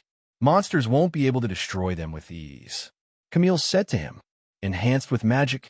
That sounds very expensive. Leo swallowed nervously. His phone had cost him $500,000. He cannot imagine how much a tent infused with magic could cost. After arriving at the 32nd floor, Camille gave him some recommendations for the tents. Most of these tents have been enhanced with concealment magic, so monsters won't be able to notice your tent unless they're right in front of it. They're also durable enough to stop all monsters below C rank from destroying it. I recommend any of these. Leo didn't say anything and immediately went to look at the price tag. $10 million. I don't have this much money, he exclaimed after seeing the price of these tents. And this was the cheapest one. The more expensive ones were between $25 to $50 million. As an apology for getting you mixed in with my trouble, I'll buy the tent for you, Camille suddenly said to him. Really? Thank you, Miss Camille. Leo stared at her with awe. Sometime later, Camille beckoned for a worker there to make the purchase. I'd like this model CX-06. Camille pointed at the black cabin tent that had a price tag of $50 million. Leo's eyes widened when she picked out the most expensive tent on the floor. Are you sure? I don't mind getting the cheapest one, Leo said to her. It's fine, she calmly said. Invel. Thank you very much for your purchase. The workers there thanked her. Here's your tent. Whenever you want to use it, just remove the lock and press the button. All of its functions are inside the manual. Give it a look when you have the time. These tents have a lot more functions than you think. Camille handed him a metal box that was the size of his fist. Wow, this is pretty neat. Thanks again for the tent, Miss Camille, Leo said as he tossed the tent into his spatial ring. Now that you have a place to sleep in, you need a sleeping bag, some essentials for camping, and food. Oh, right? You don't have a phone, do you? I have a phone. I purchased one recently. Leo showed his phone to her. NVL, give it to me for a second, Camille said. After taking his phone, Camille input her phone number into it before handing it back. Call me if you need anything. Okay. He nodded. COM. They proceeded to go to another floor to purchase camping essentials and a sleeping bag. After that, they went to buy some food. Ugh, I'll have to eat MREs for an entire month. Leo's body shivered after recalling his experience with them. The ones you ate were most likely low-quality MREs. The high-quality ones are actually better than what you can eat in most restaurants, Camille said. Upon reaching the 39th floor where they sold MREs, Camille brought him to the high-quality MRE section. These are MREs? Leo was taken aback by what he was seeing. Unlike the MREs that were sealed inside a plastic bag and were mostly dehydrated food, these high-quality MREs were no different than an actual meal from a restaurant. High-quality MREs are freshly made food that won't spoil or lose quality for 3 months due to the magic protecting them.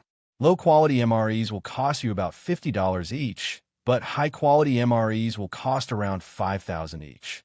$5,000 for a single meal, Leo swallowed nervously. However, he didn't want to eat the low-quality MREs, especially after what they'd done to his stomach afterward. In the end, Leo purchased a month's worth of high-quality MREs for $250,000. As much as he hates wasting money, he couldn't stand the idea of eating low-quality MREs for an entire month. Sometime later, once Leo was fully prepared for the training course, Camille asked him, "Do you want to look at the artifacts too? You'll need a—" "No, I don't need them, and they're too expensive." He shook his head. "All right then." They returned to the academy immediately afterward. "Good luck on the training course. I will be out there as well, but I won't always be around to watch over you." Camille said to him, "Don't worry, I'll be careful out there. Also, I won't be alone. Nina will be with me." "Nina? As in Nina Wraith?" Camille looked at him with wide eyes. "Yes, she approached me after the gathering, saying how she wanted to help me before she leaves the academy." "And you trust her?"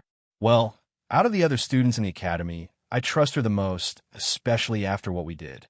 "I see. Even if she seems trustworthy, don't forget." "I remember. You don't need to remind me," Leo said with a smile. After returning to the academy, Leo went back to the dorm to rest for the remainder of the day. "Are you nervous about the training course?" Lilith asked him as he laid on the bed. "Of course. This is my first time camping out in the wilderness, and I have to stay out there for a whole month." He sighed. "I wouldn't worry if I were you. You're more than strong enough to survive out in the wilderness, unless you plan on fighting B-rank monsters." "Why would I want to fight B-rank monsters?" "You'll have to if you want to place first in this training course. There are plenty of students who are B-rank adventurers after all, not to mention the elite class." Lilith shrugged. "B-rank monsters, huh? I wouldn't be worried if I could use magic, but since I can only fight with a sword, I'm not as confident." Leo sighed. "Have some confidence in yourself. Also, you won't be going alone. Nina Wraith. She's also a student of an elite class. If you work together, I'm sure you'll do fine," Lilith said. Leo nodded and fell asleep shortly after. The following morning, after eating breakfast at the cafeteria, Leo left the academy and called for a taxi. Since the wilderness training course happens every year and is a well-known event in the city, there are hundreds of taxis already waiting outside the academy for easy access for the students. After Leo got into a taxi, the driver drove straight to the east gate without needing Leo to say a word. Half an hour later, they arrived at the east gate, which was not as crowded as Leo had anticipated, mostly because the students had already left the city to gather outside. After paying the taxi, Leo made his way towards the gates. As he got closer, he noticed a small figure standing beside the path to the wilderness. When he saw her cute face, Leo immediately approached her. "N? Sorry, did you wait long?" he said to Nina, who had arrived before him. "No." She calmly shook her head. "Let's go, shall we?" The two of them approached the entrance to the wilderness without being stopped by the guards. After exiting the tunnel, Leo and Nina noticed a group of fellow students gathered near a table not far away from the entrance. "That must be where we get our watch and recorder," Leo said as he pointed. Sure enough, there was a teacher at the table handing out watches and recorders to the students of their academy. The watch looked like an ordinary watch, but it didn't show the time like ordinary watches. Instead, there was the number 0 in it. P. de Envel. As for the recorder, it was just a small camera lens that can be clipped onto any part of their clothes, almost like a spy tool. Most students decided to clip the recorder on their tie. The watch will automatically count how many monsters you killed in the vicinity and convert them into points. The stronger the monster, the more points you will receive. However, keep in mind that it will only count kills up to 100 meters away, and only monsters that you killed will be counted.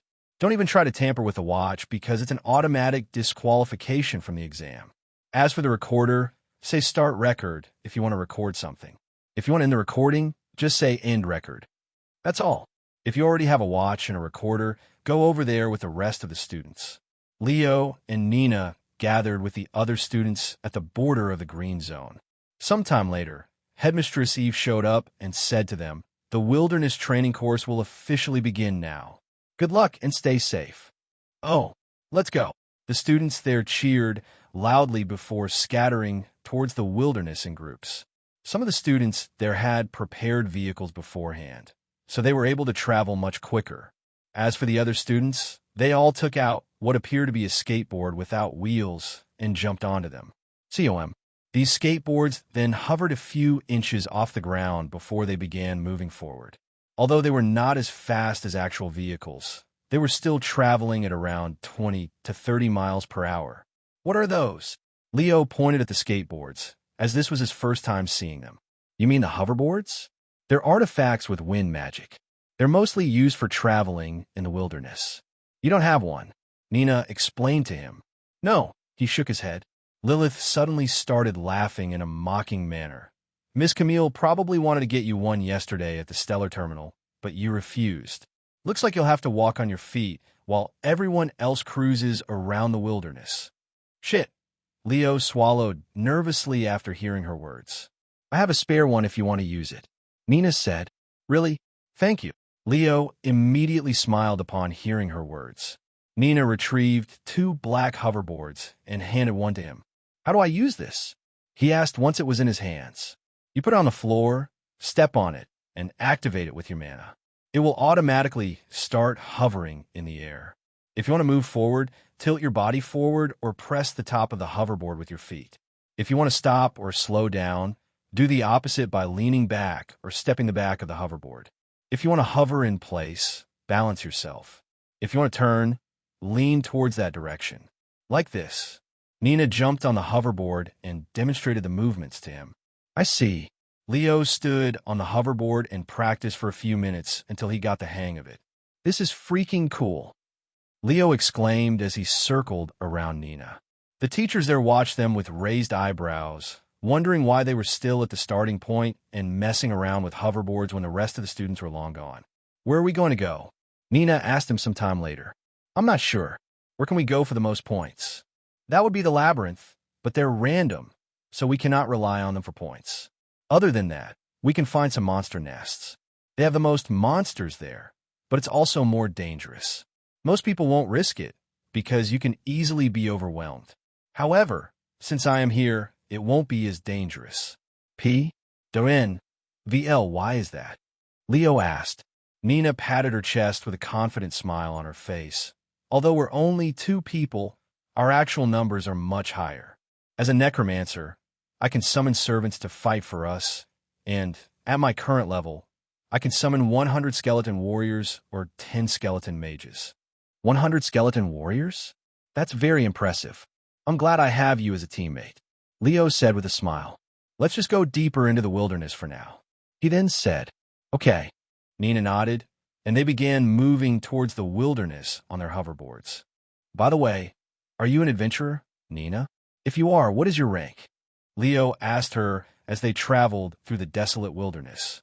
She nodded. "Yes, I am an adventurer, but I just registered very recently, so I am still F rank. You know that you can take the promotion examination all the way up to D rank without any restrictions, right? I think you're strong enough to pass the promotions, even if you just became an adventurer." P. to N. VL, I know, but I want to take it slow for now. Once I leave the academy, I will focus on my new life as an adventurer and strive to become an S-rank adventurer. Nina said, "I see. Well, good luck. What about you? I heard that you're a B-rank adventurer." "About that, I don't remember since I have amnesia, and I haven't entered the wilderness since I returned to the academy," Leo said with a stiff smile on his face. Sometime later, they encountered an F-rank monster. "Wait, I want to test out this watch," Leo said to Nina as he slowed down his hoverboard. Leo jumped off his hoverboard and retrieved his sword before rushing at the monster. "N? Start record," he suddenly muttered. Once he arrived in front of the monster, Leo swung his sword multiple times in a rapid succession, killing the monsters with ease. "End record," he said afterward. He then looked at his watch, and sure enough, his points that were at 0 increased by 1 point. An F-rank monster is worth a single point. Huh? How does this thing even work? Magic, Nina calmly said. Sounds about right. Sometime later, Leo stopped moving to fight an E-rank monster to see how many points he would get from it. Wow, 5 points?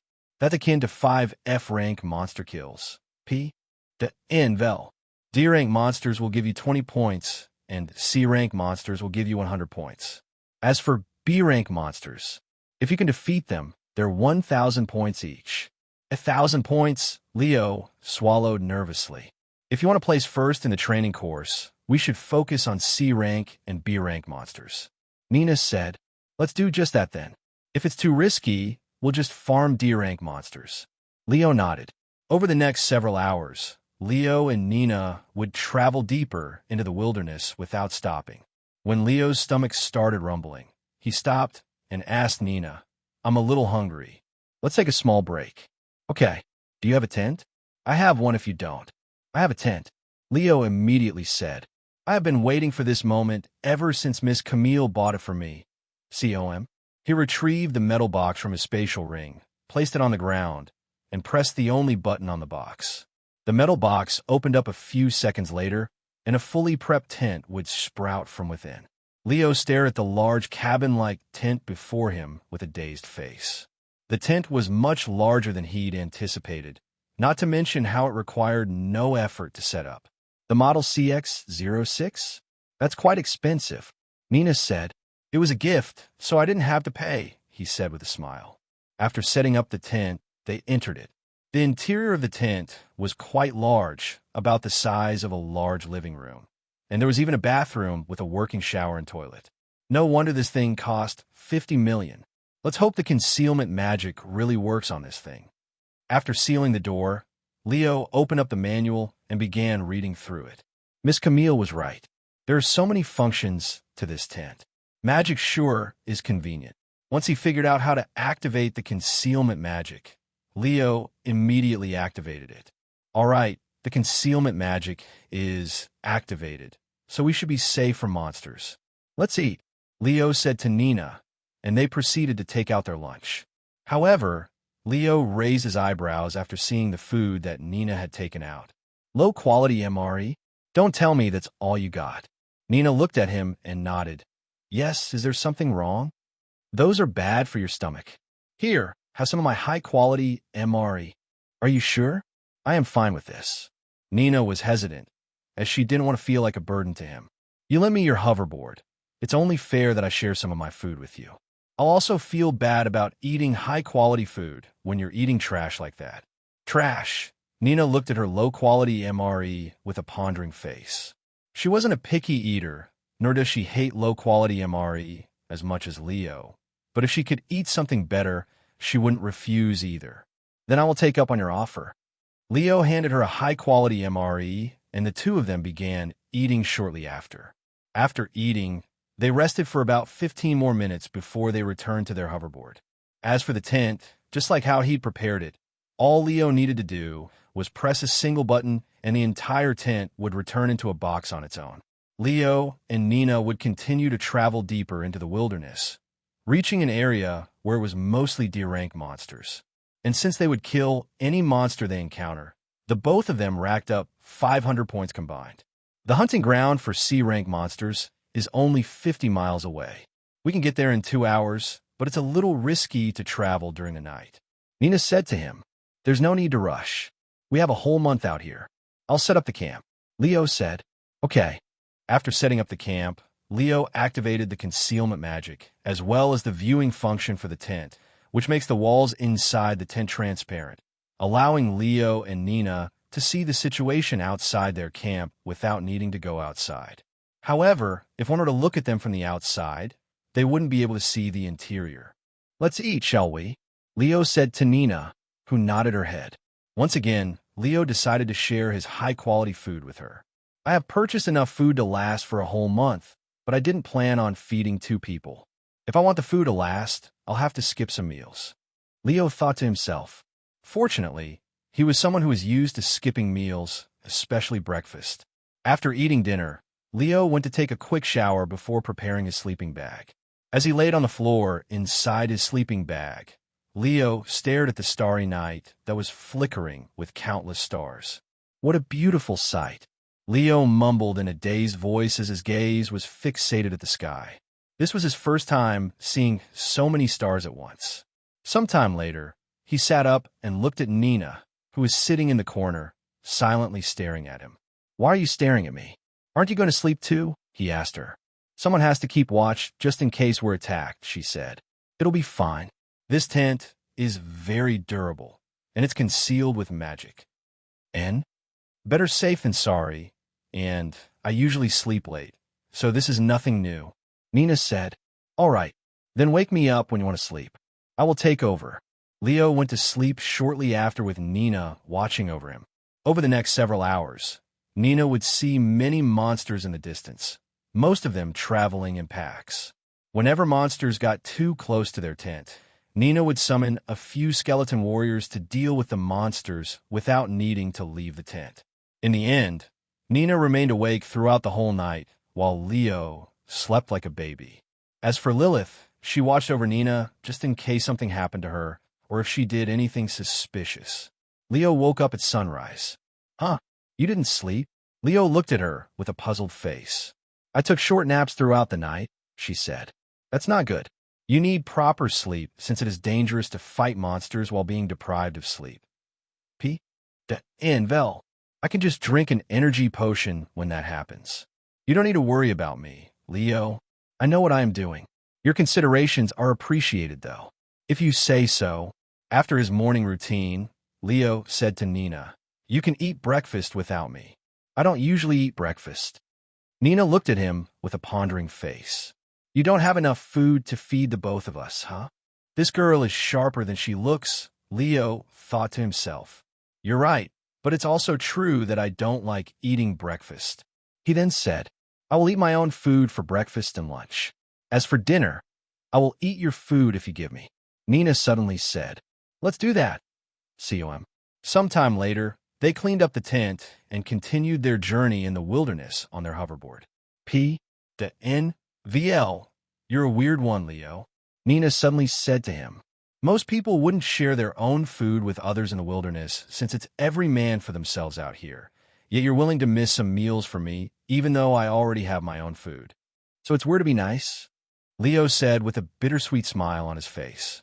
"Of course, since most people only act nice when they want something in return. Do you want something from me?" Nina asked. "Not everyone in this world is like that, you know? And I have my own reasons for being nice to you." "What is that reason?"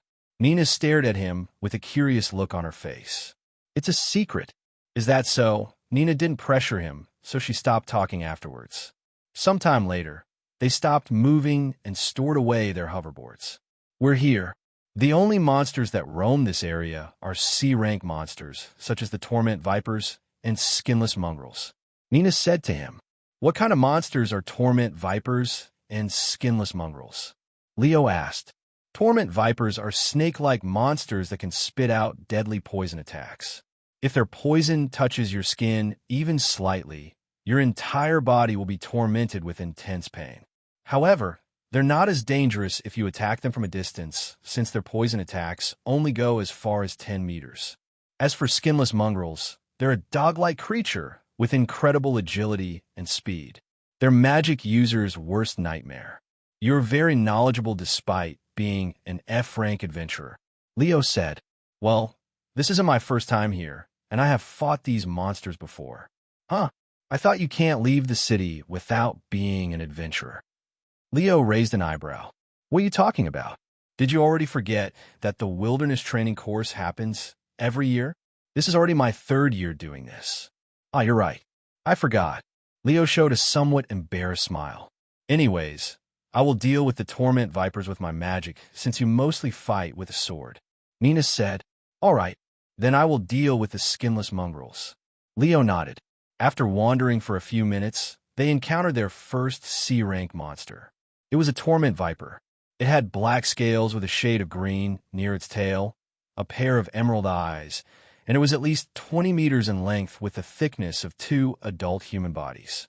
"I will handle this," Nina said as she raised her hand. Raise, my servants, she mumbled in a low voice. The following moment, 20 skeleton warriors wielding swords materialized around the torment viper, surrounding it.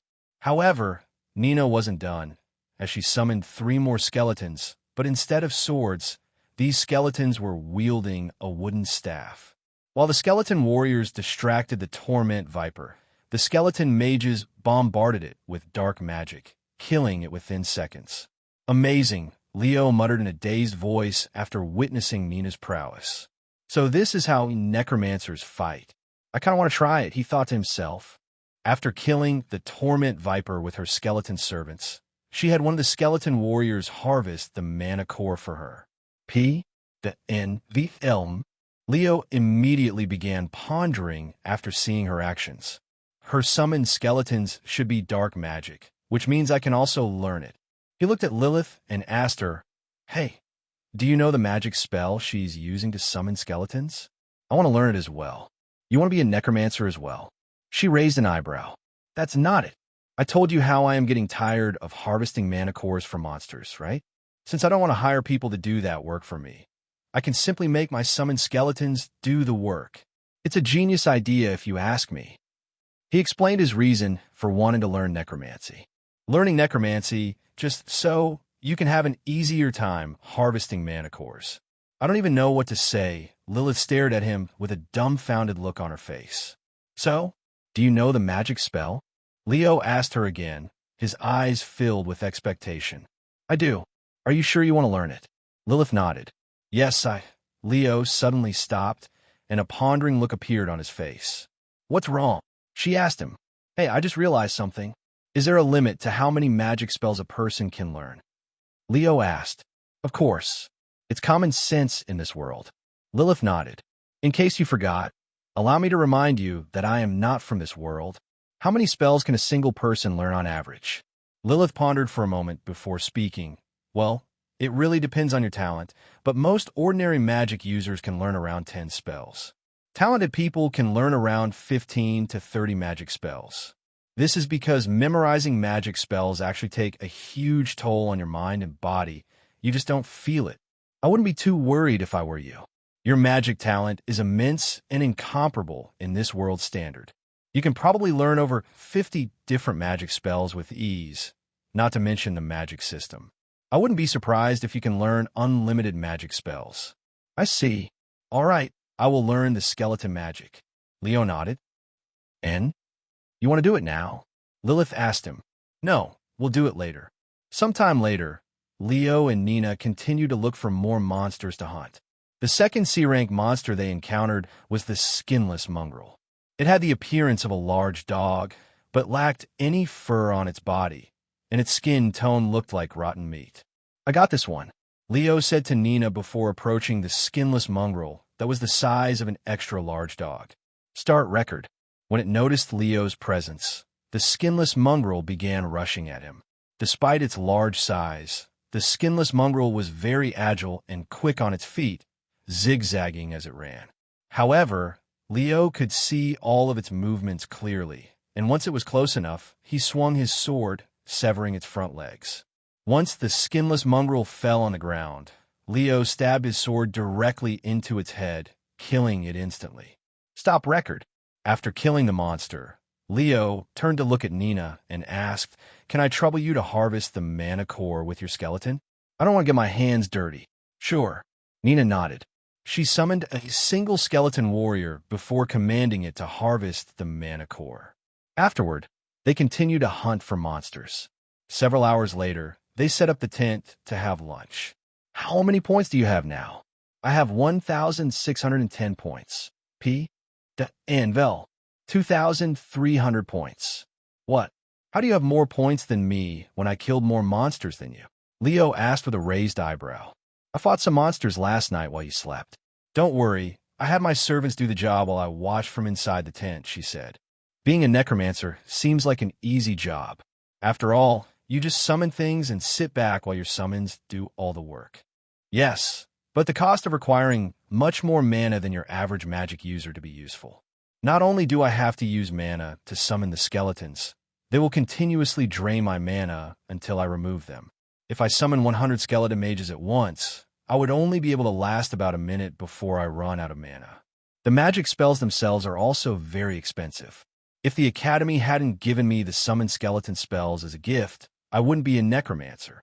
The Academy gave you the spells? Did they say anything when you told them that you plan on leaving the Academy? Leo suddenly asked. I haven't told them yet, she shook her head. Why not? Because they will try to convince me to stay. So what are you going to do? Just leave the Academy without saying a word. Exactly. She nodded. Unbelievable, Yuan sighed. After lunch, the two of them returned to hunting monsters, quickly raising their points. Once it was getting dark outside, they set up their camp and retired for the night. We have over 7,000 points as a team now. Do you think we're at the top of the ranking right now? Leo asked out loud as he stared at his watch.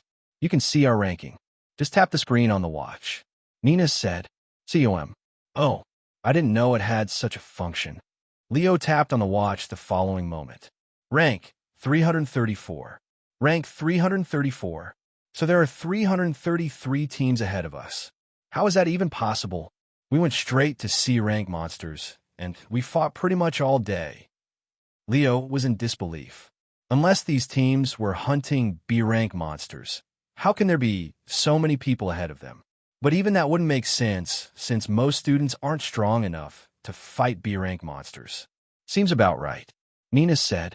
Leo looked at her with raised eyebrows.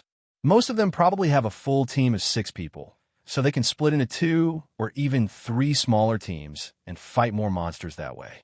Furthermore, I am willing to bet that most of them are hunting at night when there are more monsters roaming the wilderness. If you want to rank first in this training course, we'll need to fight B-rank monsters at night and forget about sleeping. Nina explained, I have underestimated this training course and the students. This is a fierce competition. Leo swallowed nervously. I'm not surprised. Those who rank top will receive artifacts and other stuff, after all. I see.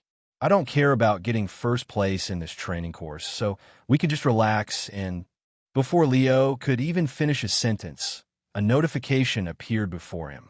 You have received a special quest. Quest, Wilderness Training Course. Description, rank top 3 in the Wilderness Training Course.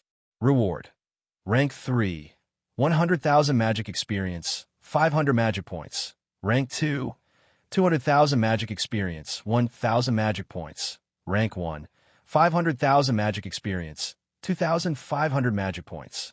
Warning, ranking below top 3 will result in a penalty. Leo's eyes widened with shock when he saw the details of the special quest. 2,500 magic points. I need to come in rank 1. He cried inwardly. Due to a lack of ordinary quests, he was having difficulties acquiring more magic points, and he's running low on magic points as well, so this special quest was a blessing disguised as misfortune for him. At least that's what he believed. Nina, we're going to aim for rank 1, Leo suddenly declared to her, who was staring at him with a dazed face. Rank 1? That's impossible. We don't have the manpower nor the strength to achieve such a goal. The best we'll do is probably top 50. And why the sudden change of heart? You said that you didn't care about getting first place just moments ago. She looked at him with a suspicious gaze. I have my reasons. Anyways, I'm going to fight for rank 1. Of course, I won't force you. If you want to take it slow, you can do so, but I will be going all out. Nina shook her head and said, I never said that I want to take it slow. If you want to aim for rank 1, I will help you to the best of my ability. All right, then it's decided. After dinner, we will look for B-rank monsters since they give way more points. Leo said, Okay. Nina nodded. After eating dinner, Lilith showed Leo the spell he wanted to learn earlier. You have learned the magic spell, Summon Skeleton Warrior. Summon Skeleton Warrior. Affinity, Dark. Tier 3. Mana, 100. Mastery rank, F. Summon limit, 50. It's a tier 3 magic spell, huh? Do you want to learn the other one as well? Summon Skeleton Mage is a different spell, and it's a tier 4 magic spell. Lilith suddenly asked him afterward. It might come in handy, so I will learn it as well. Leo nodded. All right, you have learned the magic spell, Summon Skeleton Mage. Summon Skeleton Mage. Affinity, Dark. Tier 4. Mana, 500. Mastery rank F. Summon limit, 5. Thank you, Lilith. No problem. She gave him a thumbs up. Once they were ready, they cleaned up the tent and started making their way deeper into the wilderness, towards the area where B-rank monsters roamed. It took almost 3 hours of traveling without any breaks, but Leo and Nina eventually arrived at their destination. There are 3 kinds of monsters in this area, and they're all B-rank monsters. Berserker boars, desert stalkers, and blood-eyed howlers. Nina said, Berserker boars are monsters with great strength and are incredibly resilient, almost like cockroaches. They're quite simple to deal with because of their straightforward attacks, but they're also quite annoying because they get stronger as they receive more damage, so you want to finish them off as soon as possible. Blood-eyed howlers can use earth magic, and they usually like to throw large boulders at you from a distance. They also usually travel in groups of 3 or 4. Desert stalkers are vexing monsters that like to sneak up on you. They can use camouflage magic that makes them blend in with the environment, which makes them incredibly dangerous, especially when you're distracted or not paying attention. However, they're not much of a threat if you're paying attention because while they can camouflage themselves, they cannot hide their obvious glowing purple eyes, so keep your eyes out for them. Leo listened to Nina lecture him about the monsters in the area as they slowly wandered the area on their hoverboards. A few minutes later, they stopped when they noticed 3 medium-sized figures in the distance. These figures resembled monkeys, had black fur, a robust physique, and distinctive crimson eyes. Are those blood-eyed howlers? Leo asked for confirmation. Yes. And? How should we deal with them? They will start throwing rocks at us the moment they see us. I will distract them with my servants while you attack them from a blind spot. All right. Leo nodded. He left Nina's side the next moment and sneaked around the blood-eyed howlers. Once Leo was prepared, Nina summoned 10 skeleton mages and had them barrage the blood-eyed howlers with magic, injuring them, but it wasn't enough to kill them.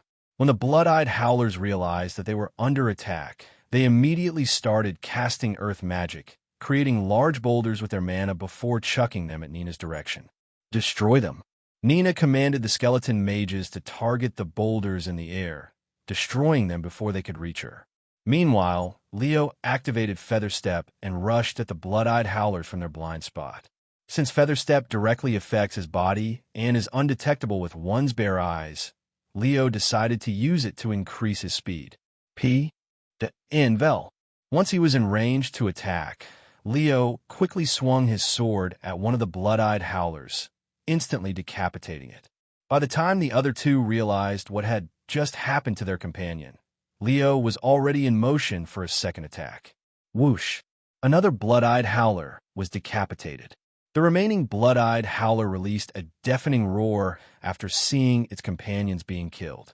The roar was enhanced with mana, which took Leo by surprise, causing his body to freeze for a second. The blood-eyed howler wanted to take advantage of this opportunity to attack Leo, but it was bombarded with magic spells by Nina's skeleton mages. Once Leo could move his body a second later, he immediately swung his sword for a 3rd time, killing the final blood-eyed howler. Nina ran to Leo afterward. "Com, are you okay?" she asked. "Yes. I don't know what happened, but that roar just now made my body freeze for a second. You got stunned by the roar that had been infused with mana. If you want to prevent something like that from happening again, make sure to protect yourself with mana," Lilith said to him. Nina also said something similar to him a moment later. Anyways, good job, Nina. We got 3,000 points just like that. If we continue fighting like this, we'll definitely achieve rank 1. I still don't think this will be enough. We will need to split up, which will be more efficient. Split up? I don't know. That's a little risky. He said, "Of course it is. However, the others are also risking their lives. We won't defeat the others at this rate." Leo pondered for a moment before speaking. "Let's continue fighting together for a little longer. I am still not familiar with the monsters here. Once I am used to fighting these monsters, we can split up." "Okay." Nina nodded. The 2 of them continued to look for monsters shortly after. Their next 3 encounters were all blood-eyed howlers. So that's a berserker boar, Leo muttered when he saw its appearance for the first time. The berserker boar was about the size of a minivan with short brown fur and several red stripes on its body.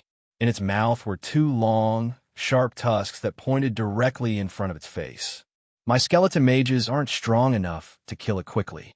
If you want to kill it quickly, aim for its forehead. Nina said. All right, Leo nodded. After preparing himself, he approached the berserker boar. When the berserker boar noticed him, it immediately started running at him. However, Leo didn't even try to dodge it. Instead, he aimed the tip of his sword at the boar's forehead and waited until it ran into the sword by itself. What are you doing? Hurry up and dodge. Nina was shocked when she saw that he wasn't moving. A moment later, almost as though it was blind, the berserker boar ran directly into his sword. The sword penetrated into its head with ease, instantly killing it. Leo was surprised by the results. He didn't think the berserker boar would really run directly into his weapon.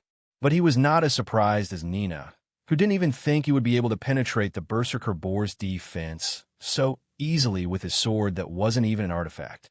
The berserker boar probably thought the same, hence why it dared to ignore his sword and ran headfirst into it, completely unaware of Leo's invisible artifact. Are you okay? Nina asked him a moment later. Yes. Are all berserker boars this dumb? He then asked. I don't know what happened just now, but it probably won't happen again, she said. However, she would soon find out how wrong her statement was when berserker boars continued to run into his sword due to arrogance. What in the world is going on? This is the 8th berserker boar in a row that ran into your sword. Nina mumbled in a dazed voice as she stared at the monster corpse in front of Leo, who killed it without moving a single step. Who knows, but I'm not going to complain. Leo shrugged. Is your sword actually an artifact? She asked, her gaze fixated on his sword with a curious look on her face. No, this is just an ordinary steel sword. Leo showed his sword to her. Nina caressed the cold blade with her fingers and mumbled afterward. You're right. There's no mana in this sword. It's really an ordinary sword. But how come it can penetrate the berserker boar's tough skin with such ease? That doesn't make any sense, even if you imbued it with your mana. There's no need to overthink it, Leo said with a stiff smile on his face. Anyways, let's take a look at our rank. We've gained around 20,000 points in just 3 hours. That should put us at least top 100, right? Leo looked at his watch. Rank, 219. And? Not even top 200? Just how hardcore are the students in our academy? He was disappointed by the results. Actually, our progress is really good. We'd managed to increase our rank by 100 in just 3 short hours. If we continue at this pace, we should reach the top 100 within a few days. Nina said, All right, then let's continue our hunt. The two of them continued to wander the wilderness, and over the next several hours, they would hunt over 100 monsters, most of them being blood-eyed howlers and berserker boars. Once it was sunrise, they decided to take a short break to clean their bodies and eat breakfast. Are desert stalkers rare in this area? We haven't encountered a single one, even after many hours. Leo asked her as they ate. They're not as common as the other two, but they're not rare either. The thing with desert stalkers is, unlike most monsters, they're more active and aggressive when the sun is out because their glowing purple eyes are less obvious during the day than the night. Not to mention their camouflage magic is also much stronger during the day. I see. So we'll be seeing them more often now that it's morning. Do they have any special attacks that I should be worried about? He then asked. You only need to watch out for their sneak attacks.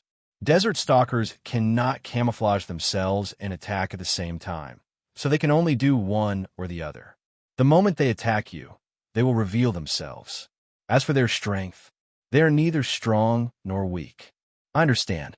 After breakfast, they relaxed for another 10 minutes before they went back out to hunt again.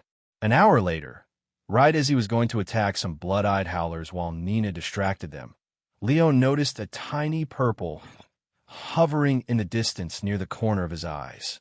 However, he was already committed to attacking the monsters before him, so he didn't have the time to look elsewhere. After killing the blood-eyed howlers, Leo immediately turned to look in the direction where he saw the purple dot, but he could no longer see anything there. Was I just seeing things? No. I am sure I saw two purple dots floating in the air. Leo continued to stare in that direction with narrowed eyes until the skeleton warrior finished harvesting the mana core. What's wrong? Nina suddenly asked him. I'm pretty sure I saw two purple dots before killing the blood-eyed howlers. It could be a desert stalker, but I don't see anything right now, he said. Nina turned to look in the same direction with a pondering face. It's most likely a desert stalker. They like to stalk their prey for a while before they attack, and they only spring into action when they're confident that their attack will connect. That's why they're so annoying. They're basically cowards. Is that so? They continued to hunt monsters shortly after, being much more alert now that the possibility of a desert stalker watching them was quite high. Lilith, let me know if you see the desert stalker, Leo said to her. That's only natural, she nodded. About half an hour later, Leo and Nina encountered another group of blood-eyed howlers, but as they prepared to attack them, Lilith suddenly said, Leo, there's a desert stalker about 50 meters behind you. However, Leo didn't immediately turn around. Instead, he remained still and said to Nina in a low voice, Don't look back, but there's a desert stalker 50 meters behind us. Nina's eyes widened after hearing his words. How did he notice the desert stalker that's coming from behind us without looking back? She asked herself, as she was certain that Leo had been focused on the blood-eyed howlers in front of them this entire time. Lilith, let me know once it's right behind me, Leo said to her. I got it. The desert stalker is slowly approaching you right now. 40 meters, 30 meters, 20 meters, 10 meters, now, Leo, Lilith said in a loud voice. Leo immediately turned around while swinging his sword, catching the desert stalker off guard. Whoosh! The steel sword penetrated the desert stalker's defenses with ease, slicing through its body like a knife cutting tofu. The desert stalker released a ghastly scream right before it died, alerting the blood-eyed howlers in the distance, and they quickly started throwing boulders made with magic at Leo and Nina. However, Nina hadn't summoned her skeleton mages yet, so she couldn't block the attack. Watch out! Leo instinctively wrapped his arm around Nina's slim waist and picked her up before dodging the boulders with her. Skeleton mages! Nina summoned her servants the next moment and had them bombard the blood-eyed howlers. Thank you. You can put me down now, she said a few seconds later. After putting Nina back down on the ground, Leo immediately began running towards the blood-eyed howlers with his sword ready to strike. Phew, it's definitely much harder to kill these blood-eyed howlers when they're not distracted. Leo sighed out loud after killing the monsters. Are you okay? Nina asked him a moment later. Yes, I am fine. Anyways, let me see the desert stalker. I'm intrigued by its appearance when it's not in a camouflage, Leo said as he approached the desert stalker's corpse in the distance. Wow, this thing is freaking ugly. It's like an alien. Leo was startled when he saw the desert stalker's appearance. It had a human-like figure and a shockingly skinny body, almost as if it was a skeleton trying to pretend to be human. Furthermore, it had a pitch-black skin tone, looking like someone's dinner that had been left inside the oven for too long. The desert stalker also had long arms and sharp nails that could work as claws. All in all, the desert stalker is now the ugliest-looking monster Leo had the displeasure to encounter, with the skinless mongrel being second. Once they collected the mana cores, they continued to wander the wilderness, hunting every monster in sight until they were getting tired. When that happened, they consumed an energy potion, instantly rejuvenating their energy and making them feel as though they'd just woken up from a good nap. They would continue this routine for the next 3 days, amassing over 500,000 points. You have completed a quest. N +1,000 magic points. The moment he finished the quest that required him to kill 500 monsters, Leo purchased another one for 75 magic points. Magic points, 999. After hunting monsters non-stop for 2 consecutive days, Leo and Nina decided to take a break and actually get some real rest. And not wanting to slow down too much, they decided to take their break in the morning of the 3rd day, since the monsters were less active at that time. We have over 500,000 points now. What do you think our current rank is? Let's take a guess and see who is closer. Leo said to Nina as they ate breakfast. 521, 0 points, huh? We should be around rank 100. Then I'll guess rank 70. P. The Vel. Leo looked at his watch the next moment. Rank 108. Ugh, you win. We're ranked 108. Not even top 100 yet. There's no need to be impatient. We still have plenty of time to catch up. I guess so.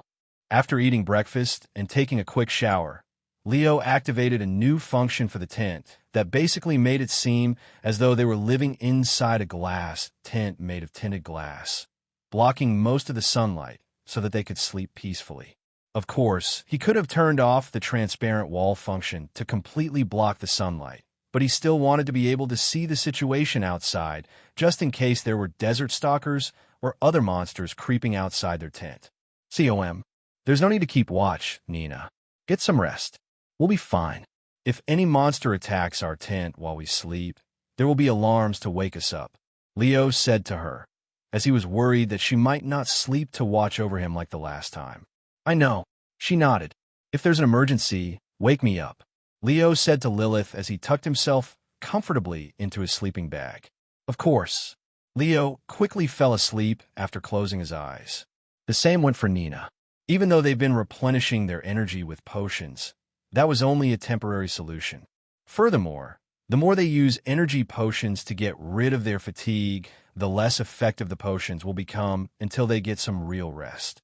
The two of them would sleep for the entire morning and most of the afternoon. By the time they woke up, it was already 5 p.m. Morning. Nina, who woke up an hour earlier, said to Leo when he woke up. He looked at her with a dazed face. What time is it? 5 in the afternoon, she calmly said. 10 hours, huh? That's not bad considering that we've hunted monsters for 2 days straight. P. The N. VL, my God. Our rank had dropped by 70 ranks in just 10 hours. Are these guys not sleeping at all or something? Leo was shocked when he saw that their rank had tanked to rank 171. It will only be this fierce for the first week of the training course. After that, everyone will slow down from fatigue and injuries. It's always been like this. Remember, this isn't a sprint. It's a marathon. Nina said, You're right. I will stop looking at our rank for the rest of the week. Leo nodded. After washing his face, Leo and Nina ate some food before cleaning up the place and returning outside to continue their hunt. After hunting for a few hours, Leo and Nina came to a sudden halt when they noticed several human figures in the distance, and they appeared to be fighting a berserker boar. Those people, they're wearing our school uniform. Leo mumbled as he watched them with interest.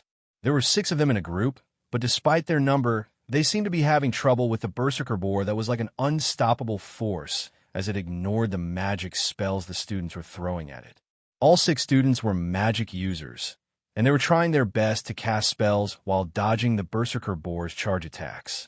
Most of their magic spells were between Tier 2 and Tier 3 spells, but even that was not enough to completely stop the berserker boar.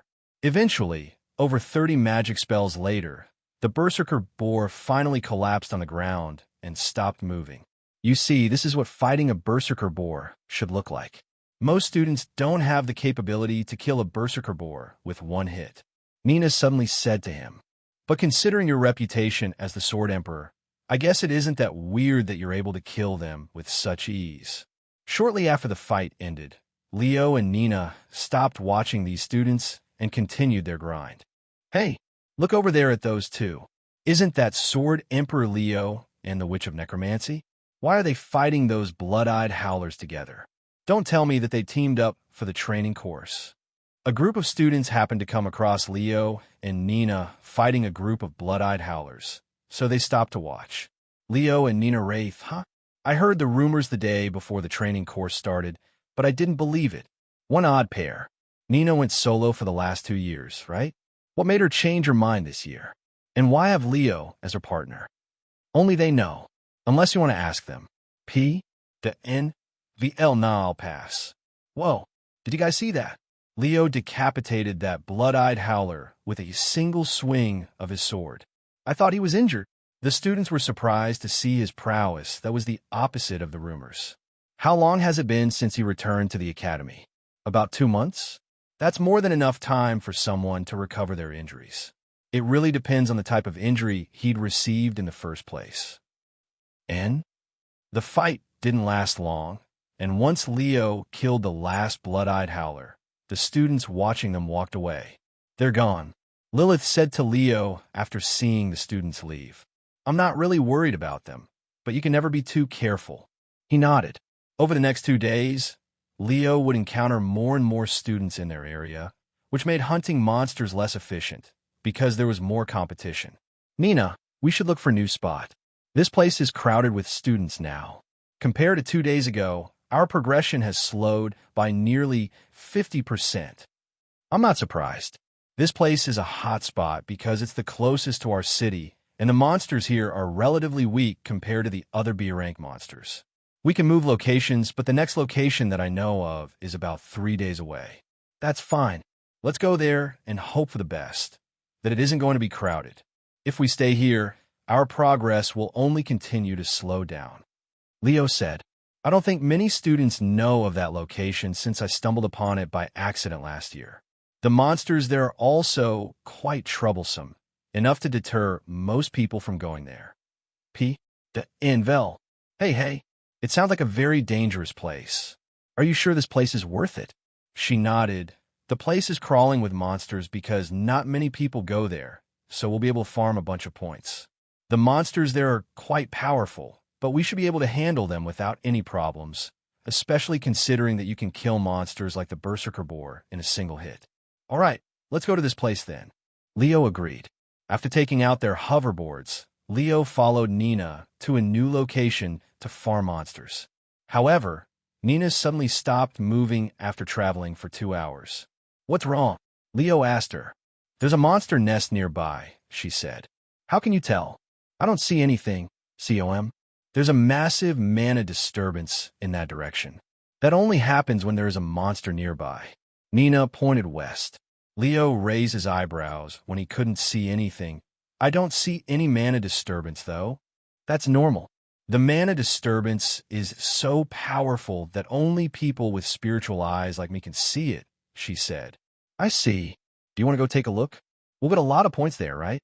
She nodded and said, yes. Monster nests are always swarming with a large quantity of monsters, so we'll be able to acquire a lot of points if we go there. However, it's a little dangerous, considering that it's just the 2 of us. Don't you have your summons? Leo then asked. Even if I use all of my summons, it's going to be tough.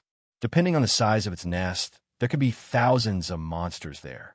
Thousands, Leo swallowed nervously. But it wouldn't hurt if we take a look at the place first.